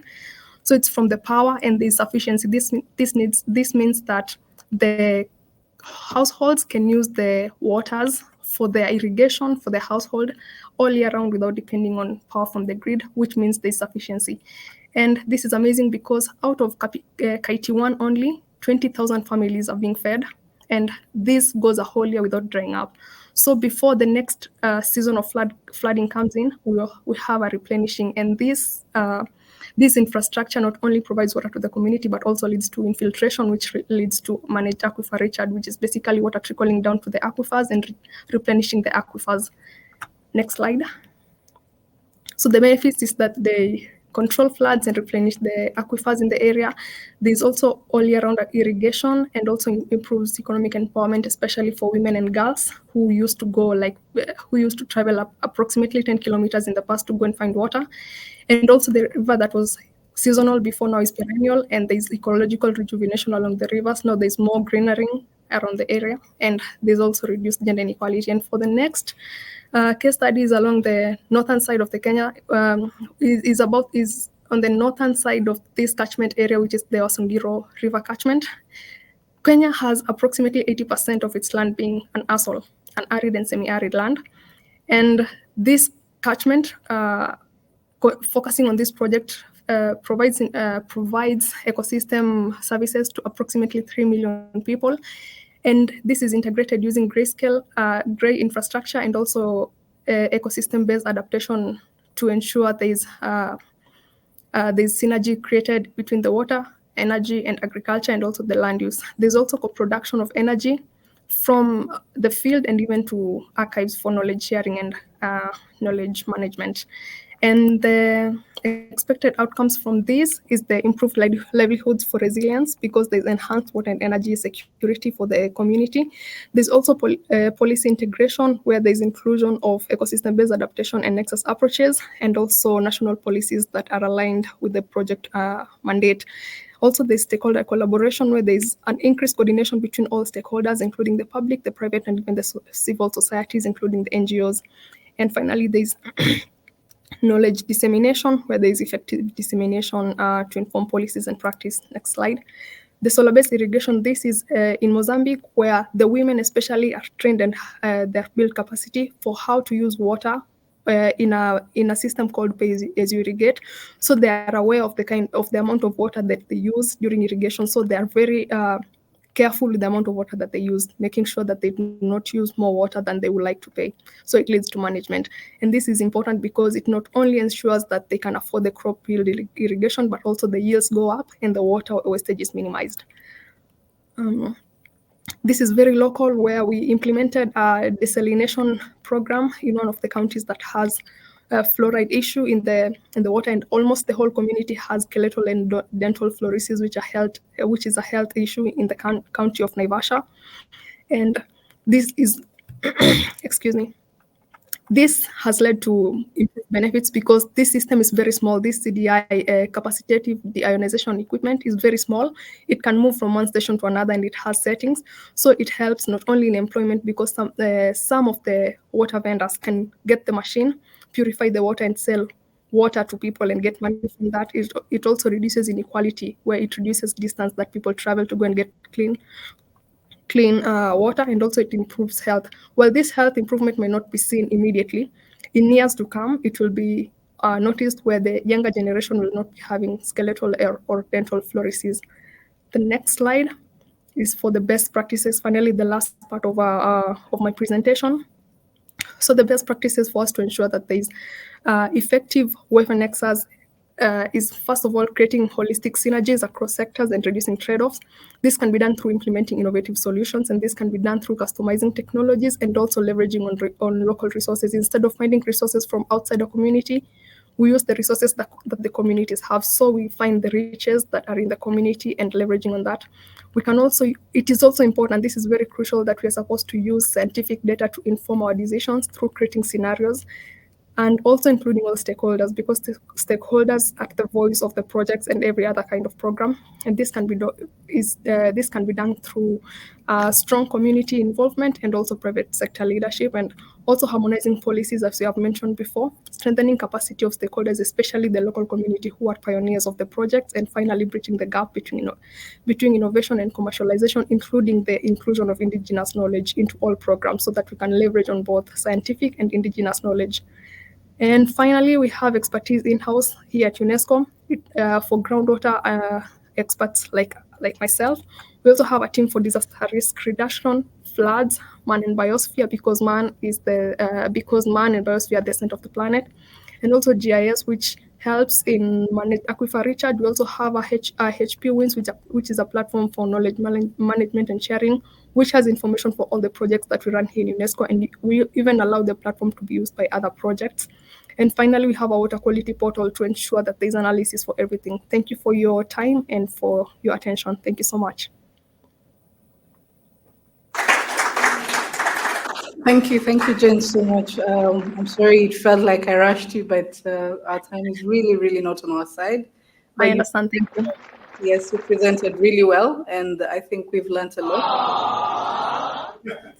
Thank you. So if you could use the slider, we can post questions that you can ask both Dr. Mohammed and Jane, and then they should be in a position to answer us during the last session of the last 10 minutes of the period that we have. So again, there's the QR code and the Slido code. If you can log in, we can continue. Diana, if you're online, I would like us, if we can start on the second part of our session, which is on a panel discussion with regards to best practices, policy, and review of processes that are within different projects carrying out WEF Nexus studies. So we shall start with you. You can just tell me and guide me how to proceed. Okay, thank you. Can you hear me? Very well, thank you. Okay, thanks. So my name is Diana Koski. I'm from Strathmore University, working at UNESCO Chair on Climate Change, Resilience and Sustainability. And I'll be co-moderating the panel discussion 1 on the best practices in the Nexus integration and policy support for the integrated approaches and future trends in the WEF Nexus research. And I'm happy to introduce my panel, which is consisted of Fabio Maria Montagnino, who is a senior research affiliate at the Cyprus Institute with 2 decades of experience in promoting open innovation models. He also works focusing on the generation of knowledge-based startups, technology scouting, and knowledge transfer. He has also played a significant role on 30 research and innovation projects. And the second speaker is Jen Wambui. I know she has already been introduced, but I can just mention for those who are not here that she's the groundwater exploration expert at the UNESCO Regional Office in Nairobi.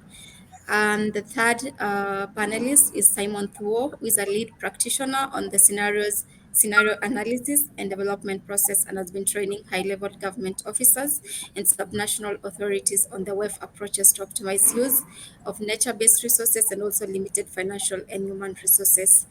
My fourth speaker or panelist is Stephen Gishuki. He's a seasoned project manager specialist, over 20 years of experience. He recently led the LISTEN project at SNV, Netherlands Development Organization, a multi-million dollar initiative that successfully implemented the WEF Nexus approach in practice. And my last but not least speaker is Irene Angelichetti. Sorry for pronouncing your name wrong. She's a project officer at the European Commission Joint Research Center, GRC, where she leads African Knowledge Platform, the geospatial backbone of African regional centers of excellence for the green transition. So on this, I'll let each speaker to just give a brief presentation of their projects and also what are the main innovation of those projects that they'll be going to present and how we can adapt our solutions to the local needs and context. And in no order, I'll just call upon Fabio Maria. I can see the slides are on for his presentation. Fabio, please, over to you. Yes, thank you so much, Diana. I see the slides on a screen in the room, so I will try to follow through my laptop because they are too far. Thank you for inviting me. ONEPlanET will be presented by Brenda Insonne, so I will not go through the project itself, but I will try to focus on the innovation dimension and especially on the system innovation dimension. So this project, just to let you know, is involving 3 basins in the African continent in terms of transition to a systemic approach to the WEF Nexus. So you would see here our approach to innovation in terms of a systemic transition. You have any system is locked because of regime structures. So you have regulations, you have industries, you have any kind of interest. If you want to shift this to a new regime, you have to leverage the landscape forces, including the SDGs. So having wide adoption of the Sustainable Development Goals is helping to move the system. But the other very important element is to let the niche innovation be raised up and adopted. This is quite close to the PRIMA approach, which was presented before. You have to force this space in between.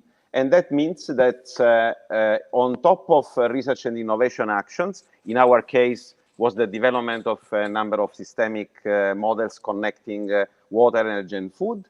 You have to work on this mid-space, and we decided to work through living labs, and specifically to design a new model of living lab, which is acting together on the water, energy, and food dimension. You need a roadmap. So you can go to the next slide. There was a strong and long participatory process to define a systemic transition roadmap. You see here that you have what we have to build up. So a number of actions and steps we have to uptake in order to raise the Nexus, and what we have to change and adapt. So the phasing out process, the red one. So this is like our roadmap. The roadmap is fueled by a large number of potential innovations. Again, in the PRIMA presentation, it was mentioned that there are thousands of innovations around that we have been selecting. You might go to the next slide. We have been selecting 100 of very specific open innovations we might capitalize in the transition of the Nexus in Africa, and specifically in the geographies of the basins we have been working with. And this is published online under the Knowledge Hub, which has been delivered by ONEPlanET. And I suppose that Brenda will say more words about this. This, let's say, roadmap and the fuel made by open innovation elements and solutions should be brought to the goal by an engine. The engine is the Nexus, the Living Lab for the Nexus. So this Wheel for Africa, the WEF Innovation Living Lab, was co-designed with the Strathmore University. We went through a number of steps, from the identification of the stakeholders, the definition of the key actions, and the way this could be really implemented in places. So we identify the spots where we can collaborate with the community. And we have 3 communities, urban, rural, and a network of SMEs, which will be later involved. I hope that this will be established in the next couple of weeks. It's a challenge for us and for Strathmore.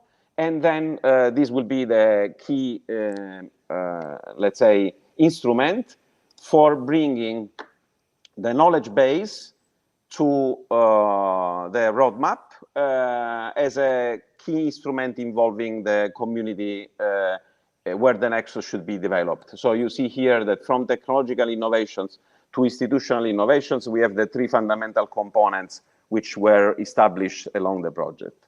I think that in terms of introduction and having 3 minutes, this is enough. You have my contacts, and of course we can dig more along the discussion. Thanks. Thank you so much, Fabio, for that presentation. And without much ado, I think I will welcome Irene for the next presentation on the African Knowledge Platform. Over to you, Irene.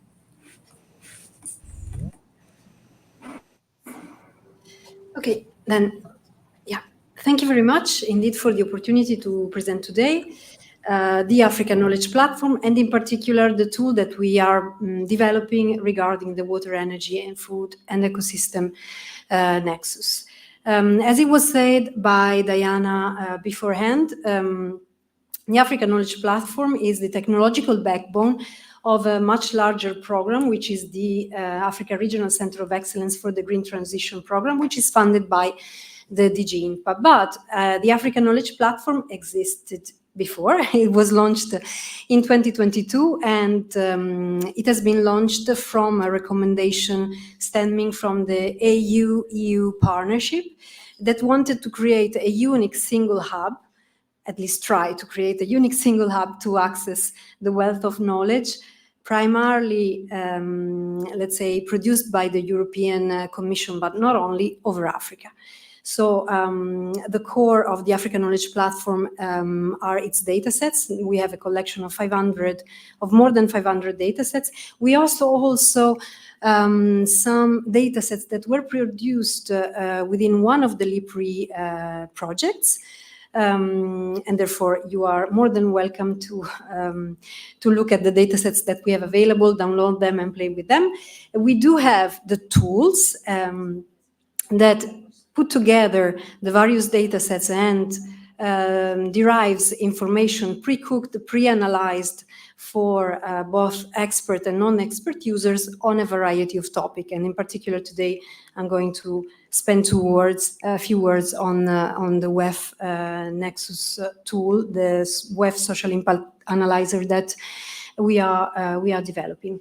Within this program, most importantly, and to rebound a bit on what was said before in the previous session, we try to break the silos between various thematic components.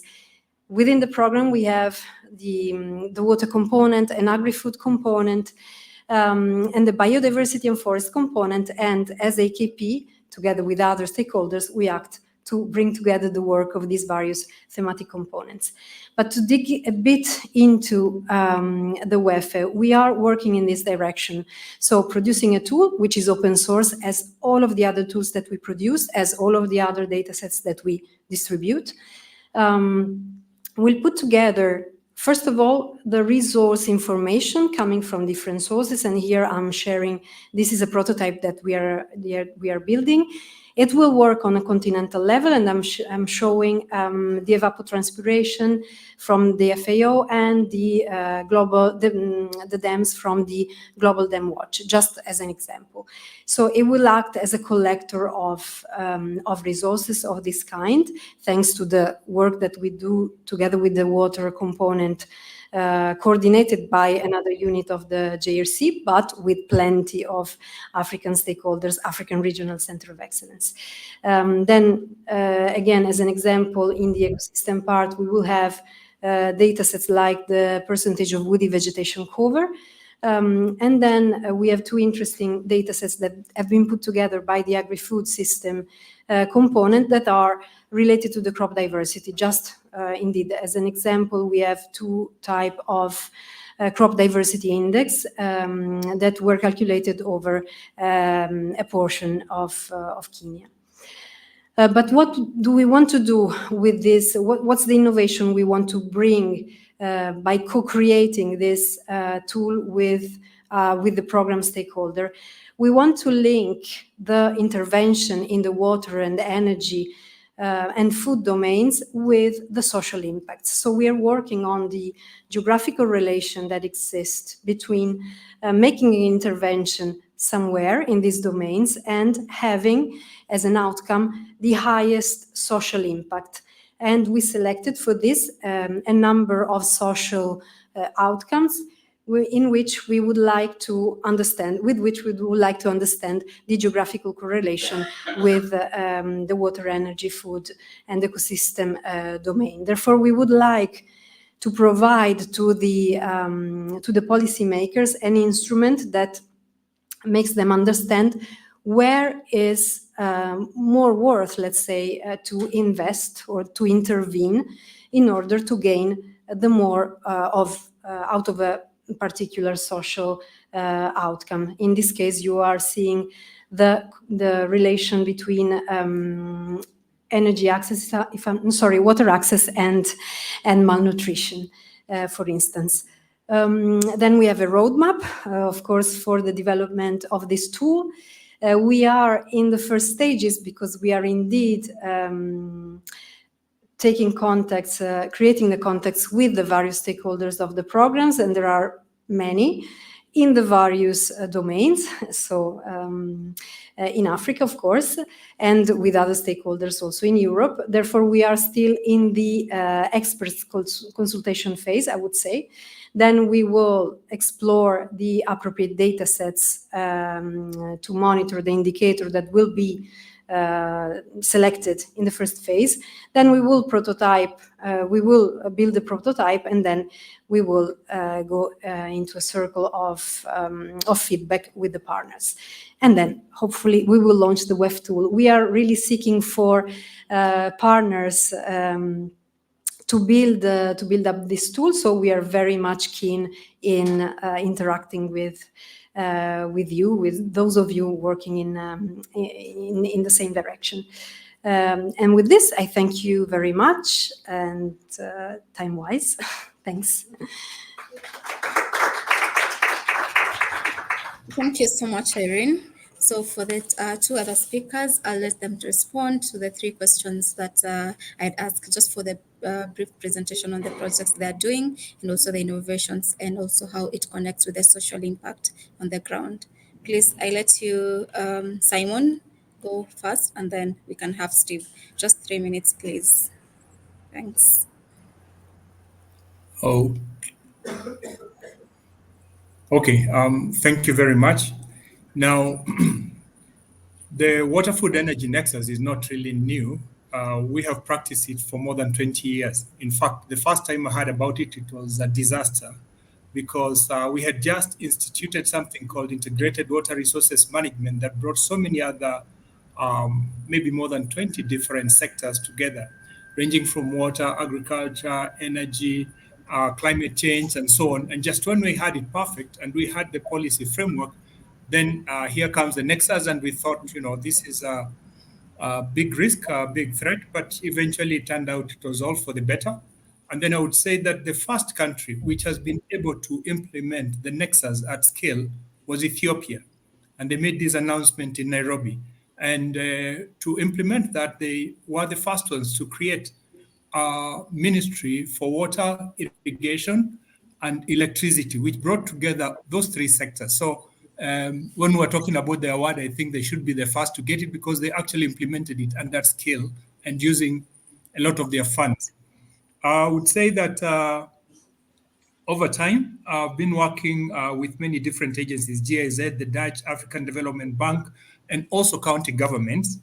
Those are the subnational governments in Kenya, looking at the Nexus and how it helps to achieve social, health, environmental, and livelihood benefits, especially in areas which have been very water scarce. In terms of innovations, I think the most important has been how to integrate this process into local development planning. The 5-year cyclic development planning has been much strengthened and offers, I would say, the most important platform to integrate and to sustain and to ensure that the Nexus does not remain just a pilot, as in many cases, but becomes a real way of life. And I would say that we also in Kenya have an opportunity, which maybe the next speaker might mention, but adapting to even lower levels, which is administrative, city, and sub-catchment level, where we look at the challenges in that particular place, the resources, and how a Nexus approach can help to achieve those. In terms of what are the critical issues, I would say scaremongering is bad, but the growth of energy or the growth of cheap energy is a great threat to water security. It is in the short term very beneficial for the food sector because they have more water for irrigation, as we saw from the pictures from UNESCO. They have more energy for processing of the food, but this will lead to very rapid depletion in critical areas, critical catchments. And so we really need to look out for it.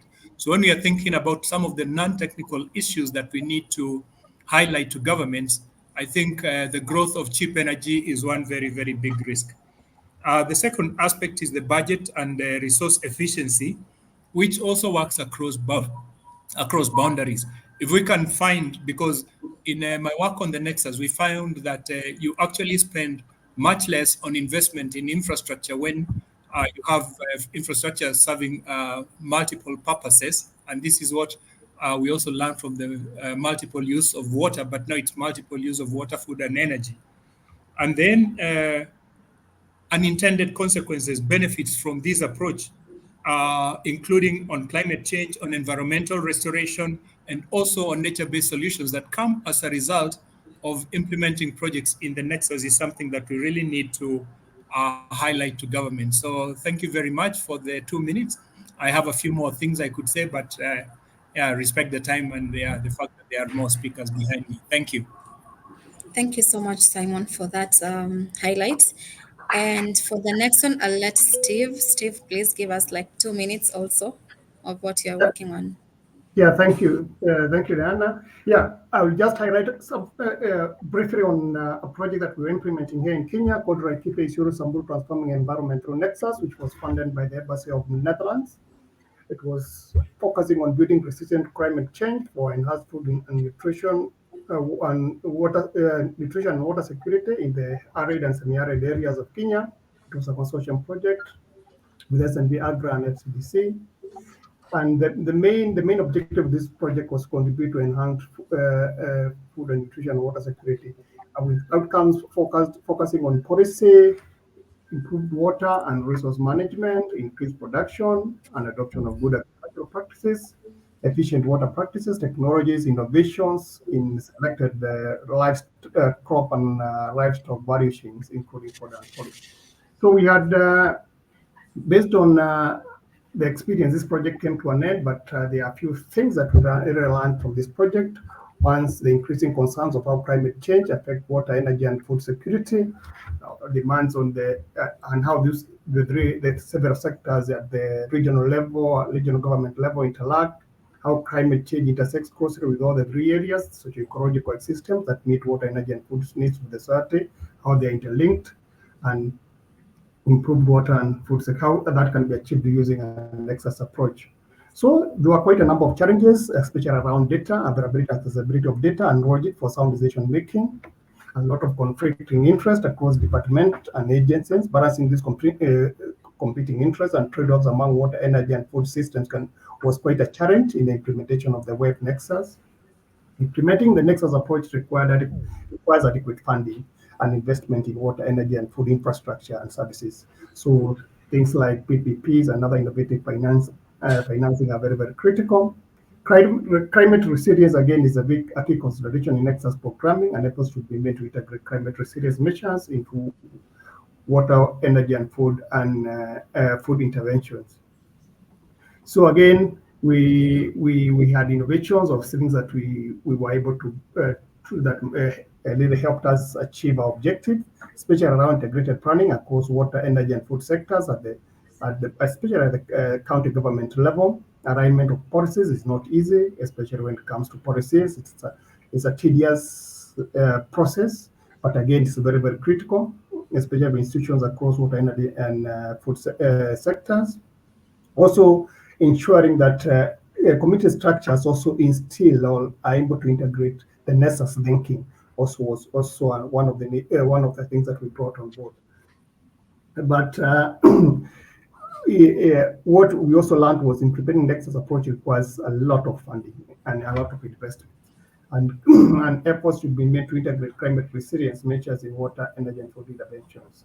So again, as I said, alignment of policies, critical, and emphasis on sustainable resource management practices, again, very, very critical, and participatory approaches to fostering ownership and stewardship. Thank you. I think I'm able to do that within my conference of 2 minutes. Thank you, Dan. Yes, thank you so much, Steve, and thank you also for highlighting that major issue on the alignment of policies, which I think we can discuss with the remaining 3 minutes. Sorry, participants, we hope to have this in future and discuss it in depth. So for the panelists, Fabio and Wanathuo, please, from your experiences with the projects that you've mentioned, could you please highlight the non-technical factors that you can share and can be prioritized and also institutionalized by national governments to move the Nexus approach from a successful pilot to something that is nationally scalable? I know, Thuo, you've worked with doing this with county energy plans, and also Fabio, you've tried to implement this in various countries, and I would like to hear from you. Let's have it in 1 minute each, please. Yeah, Thanks. well, 1 minute, I would stress the systemic dimension we have in ONEPlanET. And this is the reason why we invested so much in this project. I'm coming from this culture of, keeping things together. So this is very hard to be done, especially at the policy level, because you have policy silos and you have each responsibility is fragmented. And bringing these responsibilities together, so with a kind of harmonization, which means also, empowering new structures on the policy side. This is not a technical factor; it's an essential organizational factor. Science is telling this, that we cannot have different points of view, because this will result into a very weak capacity of transforming things.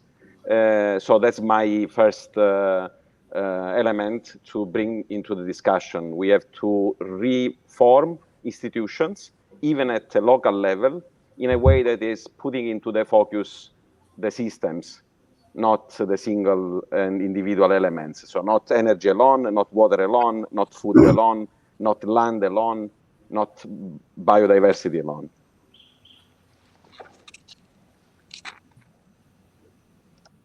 Thank you so much, Fabio. I think that's well summarized. And I'll also let Thuo to build up on that. How can institutions develop this in the local level? Yeah, actually, I would say, just to complement what Fabio has said, the biggest challenge that I have faced in the 15 to 20 years that I've been working on the Nexus is actually, it's not policy, it is not even institutional, it's not even, resistance and so on. It is actually technical departments. They are very reluctant to collaborate because their funding is based on a zero-sum game. More for energy means less for water. More for agriculture means less for energy. And that zero-sum game leads them to develop plans which are just prioritized only for what they can implement on their own.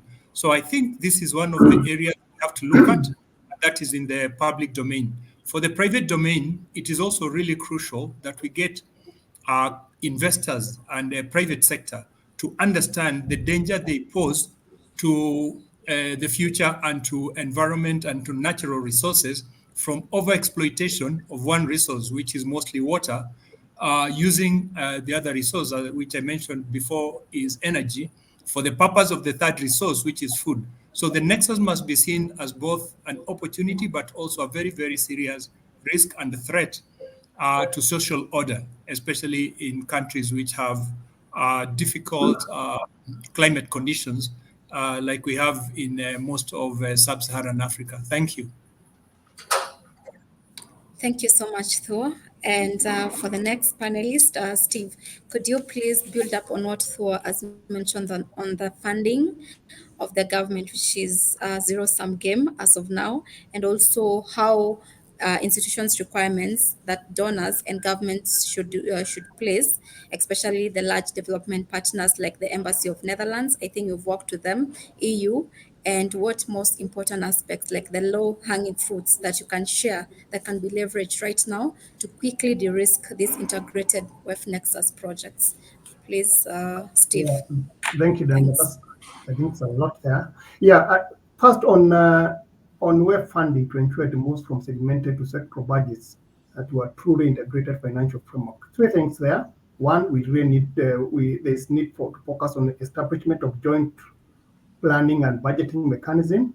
Again, a lot of political will here is needed. Actually, political will is aging if WEF has to work. So, for example, interministerial committees or Nexus-focused budget lines that pool resources from different sectors around shared outcomes, so that we don't have those silos, like climate resilience or food security. So, again, working with the key people who really share resources, that's the assemblies of the party or the parliament, assemblies at the county level or the parliament, because that's where the cake is shared. Secondly is the issue, the government should be able to develop a common resource framework that tracks cross-sectional impacts rather than separate sector indicators. Again, that needs to be harmonized. This can help align incentives across ministries and ensure accountability for integrated outcomes. That donors can support capacity building and financial coordination units with planning or finance ministries to institutionalize the Nexus approach in public finance management systems. So that it's not donor-driven but nationally owned by government. So in short, the institutional requirement is to make funding contingent on joint governance, shared resource framework, and integrated budget planning, so that Nexus approach is embedded in how resources are allocated and managed, not just how projects are designed. So on the other part, on experience on sector analysis of partners like EU, Embassy of Netherlands, on the hanging fruit to create the risk integrated web Nexus projects is to strengthen data sharing and joint evidence generation across sectors. Often the perceived risk in integrated Nexus project isn't technical, it's informational. Each sector tend to plan based on their own data systems and assumptions, leading to uncertainty about cost, benefits, trade-offs when integration is proposed. So by creating a shared evidence base through joint mappings, resource assessment, or scenario modeling, stakeholders can make coordinated investment decisions. Thank you, Diana.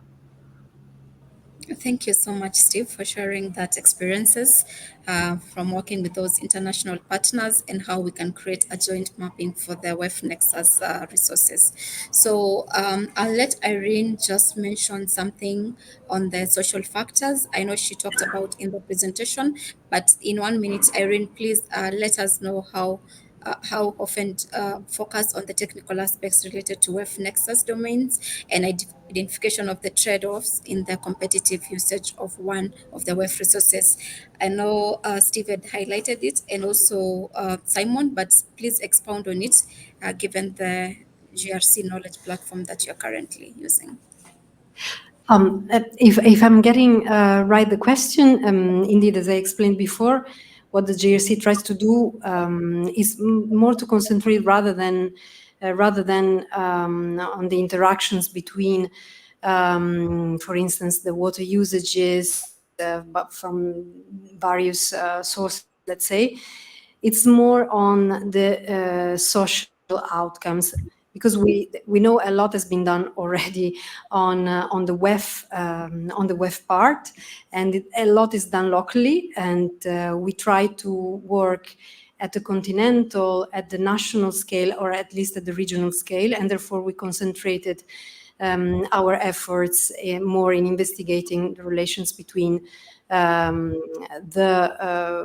thematics that are within the WEF concept and indeed the outcomes of interventions in these domains. So I hope I've answered the question. Yes, you've answered it. Thank you so much. I don't know, over to you, Grace, if there's any questions in person, and also I'll be checking on the Slido to see if you can respond in the next 10 minutes, because I know our session is ending in actually 9 minutes. Thanks. So it might be difficult to continue and say another 10 minutes of Q&A, but we have a 10-minute session at the very end where we can forward all our questions. But again, if we can use Slido, then we can post those questions there and then get to them at the very end. So not to curtail anyone. I can tell you the people in this room that the people online are very active. As you can hear, they have reactions all over. So we need to compete with that a bit and be equally as receptive to the info. We have some presenters now for the next session who will be here. We do have Gabriela, who will be leading this particular session. And I do welcome her to the front, allow her to introduce herself, and then the next of the panel members. Thank you. Hi, I'm Gabriela. I'm gonna be moderating this session. I'm working for the ENERGICA project, which is not a LibRE project, but is also working on providing energy access in Africa and is EU funded. And some of the projects, demonstrator projects we have will be presented now. So yeah, now there's a panel discussion with some projects from ENERGICA and also LibRE that show how the WEF integrated approach is being implemented on the ground. So first, I'll just give the floor to the panelists to present on their projects. So please, Julian Fleischmann, who is coordinating OptiMG project and works for the Rainer Lemoine Institute.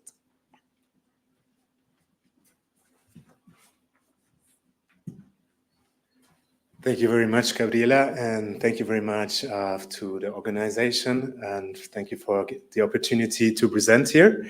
So my name is Julian Fleischmann from Rhine-Leman Institute, an institute focusing on energy transition, and in my research field, I'm specifically focusing on water, energy, food, environment nexus, and then on the planning of integrated water, energy, food systems. We have the project here, OptiMG, which combines some various things we heard today. So we came from the energy planning session at a cluster, and now we heard a lot about water, energy, food, environment, or ecosystem nexus. We've seen a lot of examples. And what we do in OptiMG is we want to optimize integrated mini-grids for sustainable water, energy, food supply. And specifically, we want to enable people on a local scale to have the digital capacities to plan such integrated water, energy, food systems and tap all the synergies and the capacities which are in the nexus there. So yeah, we want to make people plan microgrids and also productive uses in water, energy, food, and improve their capacities. We did this in an African-European consortium with partners from South Africa, the Tshwane University of South Africa, the Cape Town University, partners from Morocco, University Hassan II of Casablanca, Green Energy Park, and also Engreen from Italy, with Francesco also present. And then, yeah, we had in the beginning already key challenges which we wanted to address with the project. And this is first holistic understanding of the water food nexus, especially when you look at the mini grids. And then also the fact that there is no we felt there's not enough integrated tools available, specifically for people on the ground at hand to plan integrated water food mini grids. And then if they're available, many of them are also proprietary and they're difficult to access. So that's why we first started to get in contact with experts from the water and food domains in Africa via semi-structured interviews. So we wanted to know what is the application case of such mini grids in Africa, in communities, and what are kind of the productive uses in the water and food, which are very relevant. And then, based on this experience, we started to develop software, and we tried to cover the whole planning process from data collection software, which mainly uses remote data sets, which are globally available. We developed water and food demand assessment software, and then very much in the core also design software, which sizes this integrated water and food systems based to multiple objectives. So it's just not just the cost optimization, we also optimize, minimize greenhouse gas emissions, water scarcity footprint we selected, land requirement, and cost. And all that we packed in an accessible front end in a web app called ONEPlanET, which then not only shall make this knowledge accessible to academia, to experts, but also to people on the ground, like including farmers, community representatives, local NGOs, local project developers, etc. All this we want to make available through capacity building, through online and on-site workshops.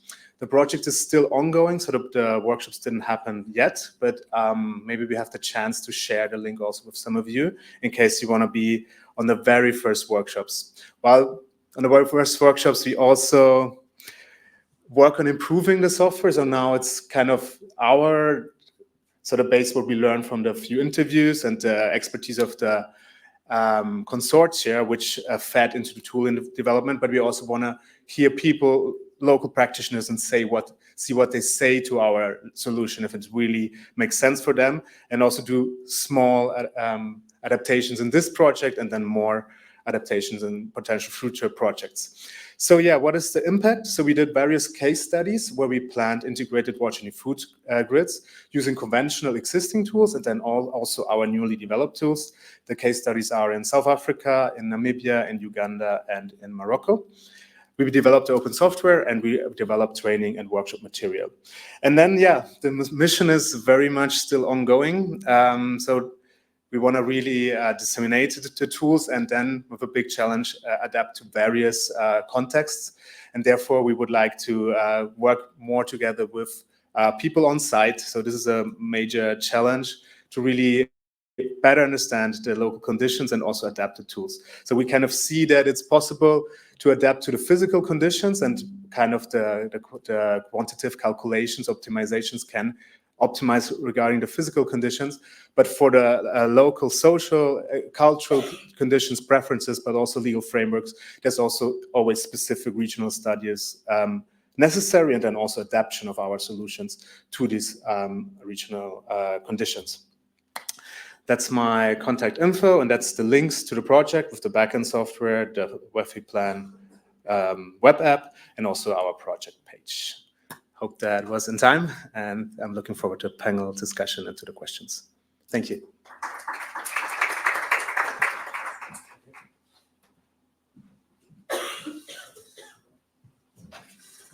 Thank you so much, Julian. And now I give the floor to Giacomo Falsetta, who works for REFORAGRI project and is a researcher at IIASA and the Euro-Mediterranean Center on Climate Change.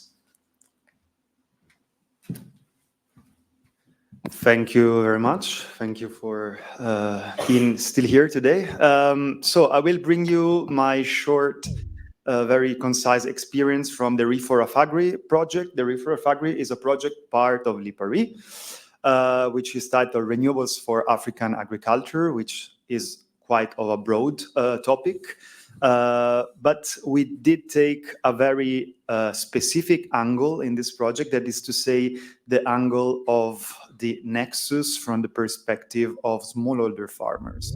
That is to say, considering a situation of prevalent rain-fed agriculture in the agricultural sector of Sub-Saharan Africa, more or less 90% of total cropland is rain-fed, of scarce mechanization, scarce irrigation, fertilization as well.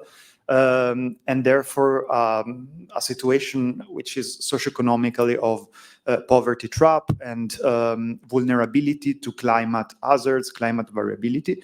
And we were eager to understand how different very granular technologies, so technologies that can be put into place at scale, such as solar irrigation, solar mills, and technologies that are at the scale of a smallholder farmer with 1-2 hectares of managed land, can be put into place. What are the technological and economic potential? What are the business model conditions?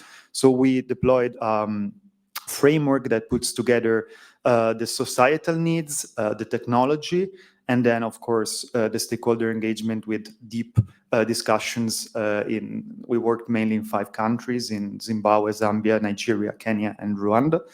And with the integration, the synergy with the African scientists and European scientists to come up with an assessment of solutions, of their potential, and the business strategies to put these solutions into place. So we developed several pieces of innovation in our project, both from the scientific modeling point of view, in combining big data to understand what is the current deprivation situation in terms of irrigation deficit, in terms of crop production that gets lost or is not processed, so there is no value addition from the smallholder perspective, as well as what is the potential for different renewable energy technology at scale, so granular technology, to provide an improvement in this sense. And then through our project partners of TFE in particular, who are experts of business model, we developed a set of tools. All of this is open source and open access, of course, to evaluate the feasibility of the solutions through different type of business models to put them into place. So evaluating the capital constraints of farmers, the incentive policies that governments can provide, the revenue, how the revenue might evolve once these solutions are adopted, thanks to their potential to improve the agricultural productivity and profitability, and so on. And so all of this was deeply co-created, and there was a big process of knowledge sharing. I would say the most memorable part of the project was the week-long knowledge exchange workshop we had in Addis Ababa in collaboration with the World Resources Institute, where we brought these tools that were developing the project, and we succeeded to have about 40-50 people in the room from at least 15-16 African countries, and to work with them to tailor them to the reality of their interest and to make them adopt them. So yeah, I would like to thank you. I know the time is very short, but I'm happy to tell you more if you are interested later on, and thank you again.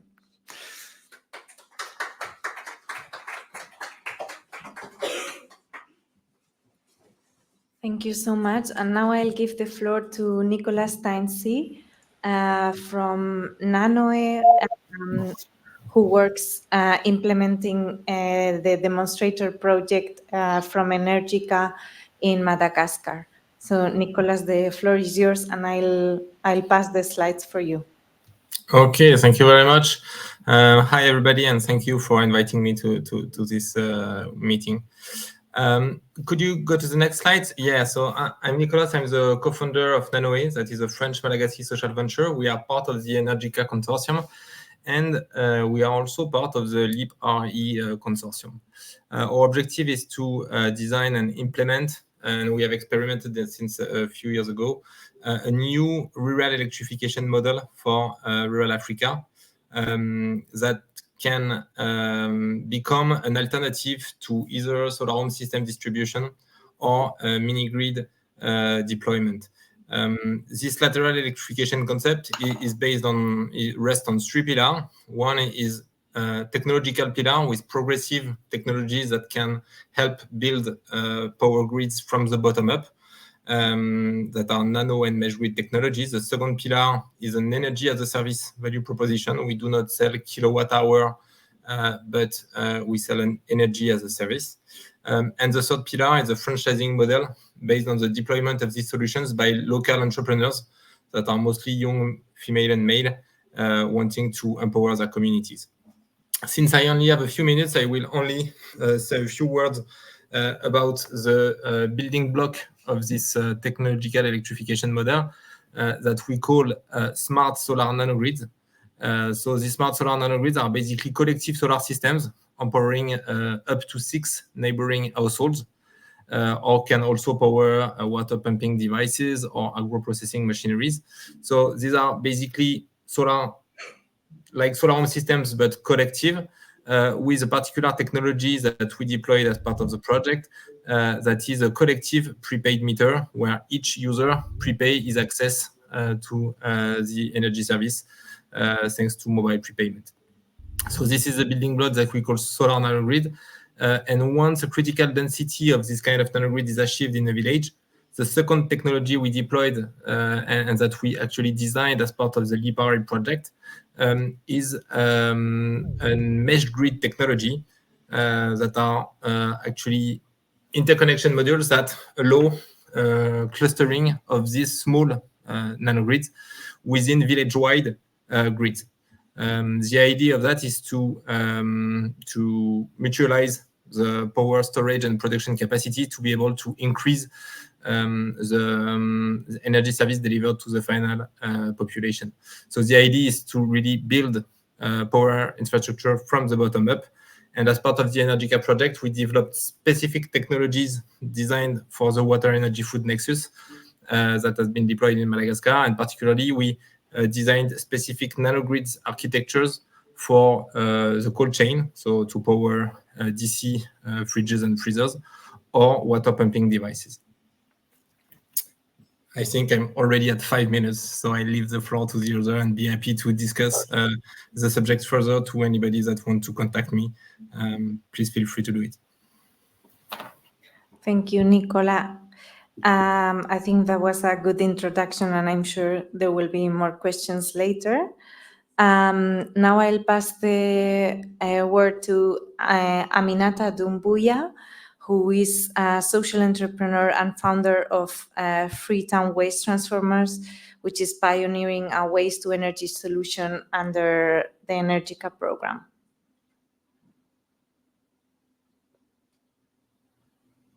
Aminata, are you there?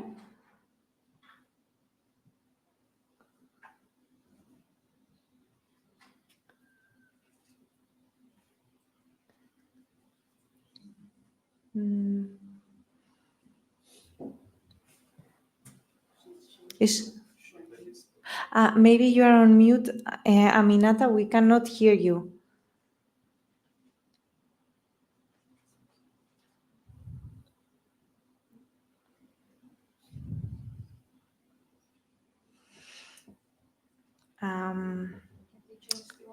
Yeah, maybe we can go on to Brenda. Brenda, are you there? Brenda is working for ONEPlanET, which was presented before, and she's also a project manager and researcher at RINA Consulting. Hi, good morning. Good morning. The floor is yours. Thank you. Thank you all for having me here. So I'm going to give you a brief overview of the project. I don't know if I think you will share the slides, right? So yes. Okay, so if you can go to the next one. I am Brenda Ensonne. I work at RINA Consulting, and I am the project coordinator of ONEPlanET. Fabio before gave already some information about ONEPlanET. I'm going to finish the overview of the project, and then for any questions you can contact us. So ONEPlanET is a Horizon Europe funded project. It started in November 2022, and it's going to an end in April 2026. This project brings together 12 partners, of which 4 are from African countries and 8 are from European countries. The goal of the project is to empower African policymakers, research and academia by giving them a useful tool to increase clean energy generation and the use of resources. You can go to the next slide, please. Starting from the context of ONEPlanET, we know that Africa is going to face some complex challenges in the next decades. The population is growing and urbanization is accelerating, and also climate change represents a problem that affects all researches, and it will affect the demand of essential resources as water, energy, and food. In this context, we presented one of the key outcomes of ONEPlanET, which is the development of a dynamic simulation model. This model is designed to represent the complex interaction between water, energy, and food and socioeconomic systems. In 3 case studies. By using system dynamics, we were able to test scenarios, explore policy impacts, and also provide the decision makers with the insights for sustainable resource management.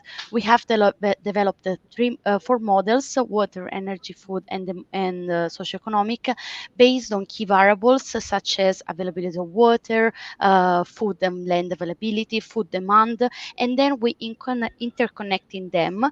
And from this model, we will give insights and input to policymakers. You can move on. Thank you. We have built these modules on 3 case studies located in different parts of Africa, and this fact that we develop different case studies ensures the representativeness of the project and also the potential for replicability. We have co-designed the case studies and models in different activities in local context, and also tested and will be, because the project is still on, testing it in different contexts locally. If you can move on.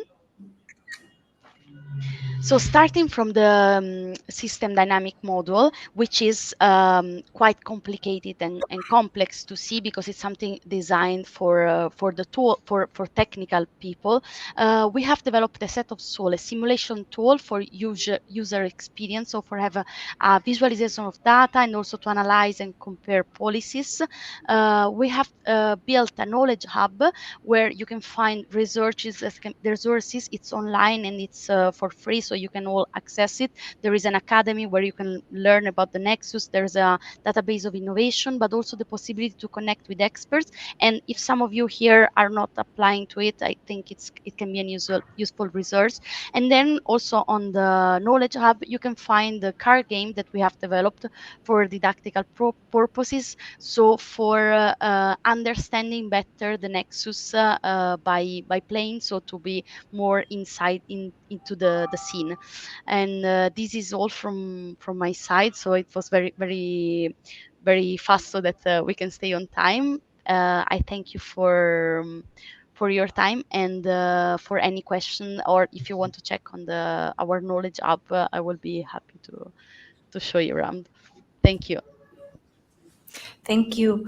Thank you so much, Brenda. Aminata, are you there? Can you hear me now? Yes, we can. Oh, okay. I'm so sorry about that. Apologies. Back to your presentation. Okay. Yeah, here we are. The floor is yours. Hi, everyone. My name is Aminata, and I'm from Sierra Leone. I'm part of the ENERGICA consortium, specifically Work Package 5, which my company is a local partner here. FWT is an integrated waste management company, and we are specifically working here on frugal innovation and water energy food nexus. I can't see the slides, but next slides. The Sierra Leone demonstrator is a combined water purification and biogas low-tech, cost-effective system that's addressing the water, energy, and food nexus in peri-urban Sierra Leone.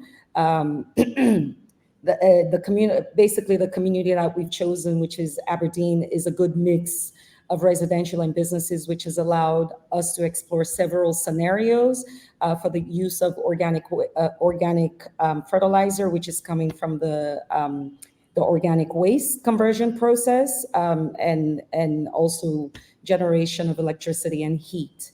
In terms of, next slide, in terms of the project innovation, we have both the frugal scalable biogas system, which is a small-scale anaerobic digestion designed by the Waste Transformers, who's the lead for the work package, and it's a scalable innovation that has the potential to tackle waste management, energy access, and urban farming.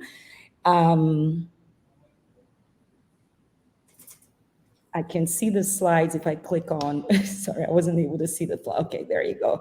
Thank you. And we also have the solar reactor, which basically is also led by one of well, a couple of the consortium leads, which basically is also a scalable pilot plant developed by Aranis and Tenica and CMAT, which features a cascade-shaped structure made of stainless steel for a total capacity of about 50 liters of water is distributed, which obviously goes through sunlight and photocatalytic coating. And then finally, on the waste collection aspect, which my company leads on, is that we were able to develop an automation tool, which is an app that allows for waste collection processes that are automated and feed into the digester. Next slide. I'll just kind of quickly go over some of the challenges. The main challenge in terms of the context is that Sierra Leone, like many other African countries, we suffer from a lack of energy, both access to safe water and also energy access. But with water, we're looking at 57% of the total population live in rural communities, and in those communities, they have unprotected wells and various challenges when it comes to safe drinking water. So in terms of an opportunity in this context, we're looking at low-cost solutions that will improve water sources that are crucial. And also a challenge, obviously, that another challenge is that the required material for the construction of such a system is what we've experienced in the implementation of this project. The next slide, I know that we're running out of time, which is project impact. We've been able to, with this project, there's an opportunity to basically contribute to waste management, which obviously, I guess if you're looking at the water, energy, food nexus, it's at the totem pole, but it's almost like a circular economy. So you're using the organic waste, which is really from food waste, and you're using that to convert to electricity. And also with the introduction of the photovoltaic solar reactors, you can now implement to purify water. So contributing to energy access goals, and then the innovation deployed in peri-urban Freetown under the work package can also be replicated in different parts of the country. And I'm going to close off. Okay, thank you very much. Do we have time for a few questions for the panel? Okay, great. So I think Aminata and Julian have reflected a bit on the challenges in implementation. I mean, you're welcome to add to that, but I wanted to ask Giacomo and Nicolas if they could share a little bit on the challenges they've encountered in implementation, and how have you overcome them. If you want to add, you are welcome. But I think you've reflected on it, right? Yeah. Yes, please. Do you want to be here? Yes.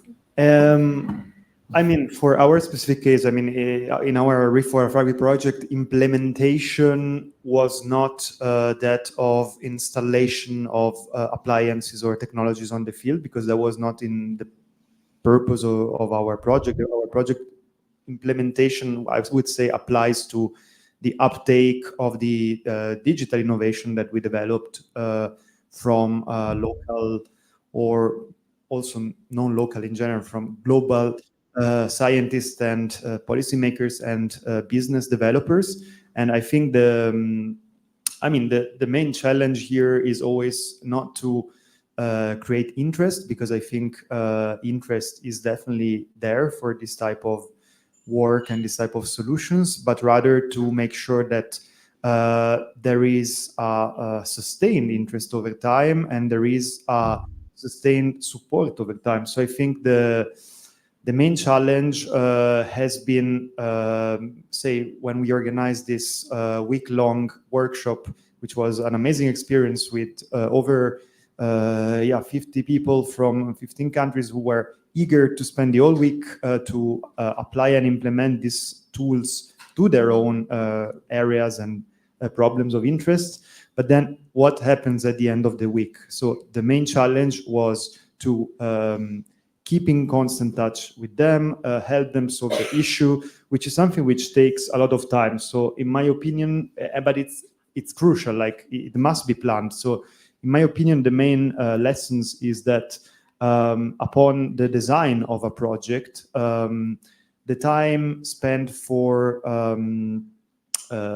ensuring the uptake and the capacity building and the knowledge sharing of projects should not only be for the time of the specific activities, but it should be something that runs at minimum until the end of the project. So something which spans the whole duration of the project, and it should be allocated the reasonable amount of time that it does require. So this is a bit my lesson learned. I think we managed to do this, but this is I would say my message for obstacles and opportunities for uptake. So to have a sustained interaction and schedule this very much in advance when you design a project. Great, thank you. Nicola, do you want to comment as well? Yeah, just a quick answer. So as part of our project, we were leading the demonstration in northern Madagascar. So our role was to implement the technologies in the field. And we deployed over 60 solar nanogrids in 60 different villages, some of which are very remote. So you will not be surprised if I tell you that the main difficulty is logistics. Fortunately, it is our core business, and we deploy this kind of sites since 2017. We have deployed over 3,000 nanogrids so far in 60 600 different villages, and we have a lot of staff in the field. But of course, it's still a challenge to be able not only to commission sites in remote villages, but mostly to operate and maintain sites in remote villages. And that's something that should never be forgotten. Yeah. So taking that thought a little bit further, I wanted to ask everyone about the legacy of your project. So how do you think this project will continue in the long run? And also, what are the main barriers and opportunities for your project in terms of replicability and scalability? Julian, you want to start? Yes, thank you very much for this question. I think it's a very, very important question. So as we are like tackling very essential global challenges in the field of water, energy, food supply, water, energy, food security. And yeah, in the project we started with an approach how the planning of sustainable supply systems on a local scale can work. But then of course the project ends and we have to make sure that this is ongoing. And I think I see three things which we should do and we should also continue doing even afterwards. One big thing is that we exchange as research community. So we have also sitting here, we have approaches tackling this water, energy, food, Nexus field, and then also the sustainable supply of resources in that field, that we collaborate and already use our synergies and then kind of expand our range of our solutions. So some of us specialize maybe on the, like Giacomo, on the agricultural farm level, others specialized on the community level. And we all have worked on different solutions, which are very well for some specific places. And now I think we should come together and make sure that we use our networks and our range and our ideas to make these solutions available for at different places. I think so. Exchange among us, I think it's very important. Then one big challenge what I felt for the outreach, also for the legacy, and also for making really, let's say, a systemic innovation was the kind of getting the real local perspective of local stakeholders in the community. So even though we are African-European consortium and we struggled to really reach people on the ground. So we made workshops, but then still mostly people from academia would come and we not really reached completely to, let's say, a local farmer, reached to community representatives directly and made them join the workshops as well. So there was still a gap. So together some other people might know a lot about the local context, so there's also exchange, but also we should try to more leap that gap and reach to the local. And then the last one, is the adaptation to different contexts. And there is, I think, a lot of local case studies necessary to know about different local contexts, and then make sure that we also use our shared knowledge to tackle these kind of local different conditions. Yeah. Thank you. 4 minutes. You want to comment on? Yeah. Super short. I mean, I can only echo what was just said. I fully agree. I think the key items is okay. On the first layer is open access, open source. We have been talking about this a lot. We talked about this in the energy modeling session, but of course also in this session, they are very connected. The second layer is visibility, in the sense that if you want to leave an heritage, okay, it's there, it's open, but the community must have awareness of it. So the next ones who would like to engage and work in this topic, they know that what has been done exists. It's not under a mountain of dust. So we need to make sure that there is visibility. And how do we create visibility? Well, we need to bring this type of project initiatives in many different communities, not always in the same one. So spread the word around, talk to academia, but also talk to developers, companies. Maybe the person you talk to is not that direct interested, but it clicks and this is connected to someone. So I think, yeah, the visibility aspect is very important to then, make these things there and make the community, the broad community, aware that these things exist, so that there can be an heritage and people in the future can build on what was done because they are aware of it. So yeah, this is my remark. Thank you. Thanks. Aminata, you want to say something about it? Yes. Yeah, I think in terms of replicability or scalability of this model, one of the challenges that I foresee is the adaptability of the technology to make sure that it's efficient and effective enough to support the local situation. One of the challenges we've had is specifically with the anaerobic digester, which was developed in Europe.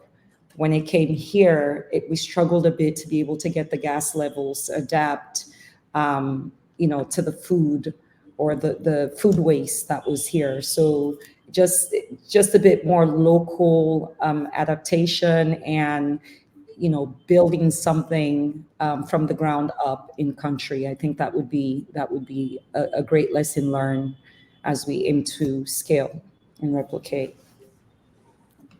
Great, thanks. And we also have 1 minute, Nicola, if you want to comment as well. Well, the philosophy of the demonstration we have conducted in Madagascar was really a trial and error philosophy. And we tried in the field over 9 different architectures for water, energy, food nexus nanogrids that were each targeting a specific aspect of the water, energy, food nexus, like water pumping for one, cold chain management for another one, agro-processing machineries for another one. And we learned a lot among the 9 different architectures.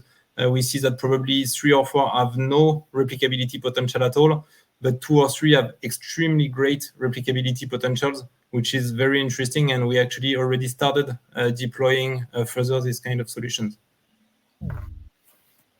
Great, thank you so much for your contributions. And I'll give the floor to Manjiru or, yeah.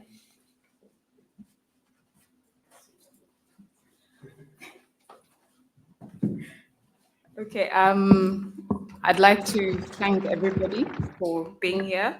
My role is a bit simple, just to say thank you and appreciate especially our panelists. This has been a couple of months in the making. We've had several meetings, we've shared quite a bit. I'd like to also especially thank Gabriela and Diana for the great moderation of the sessions. And thank you for reminding us that for energy modeling and for the WEF Nexus, it's very necessary for us to be very people-centered in all the work that we're doing. I'd also like to thank our colleagues from AESG and LGI who have supported us in planning this. And yeah, I think after this, I'd like to wish you a great evening and enjoy the rest of the session. Thank you very much. Have a good evening.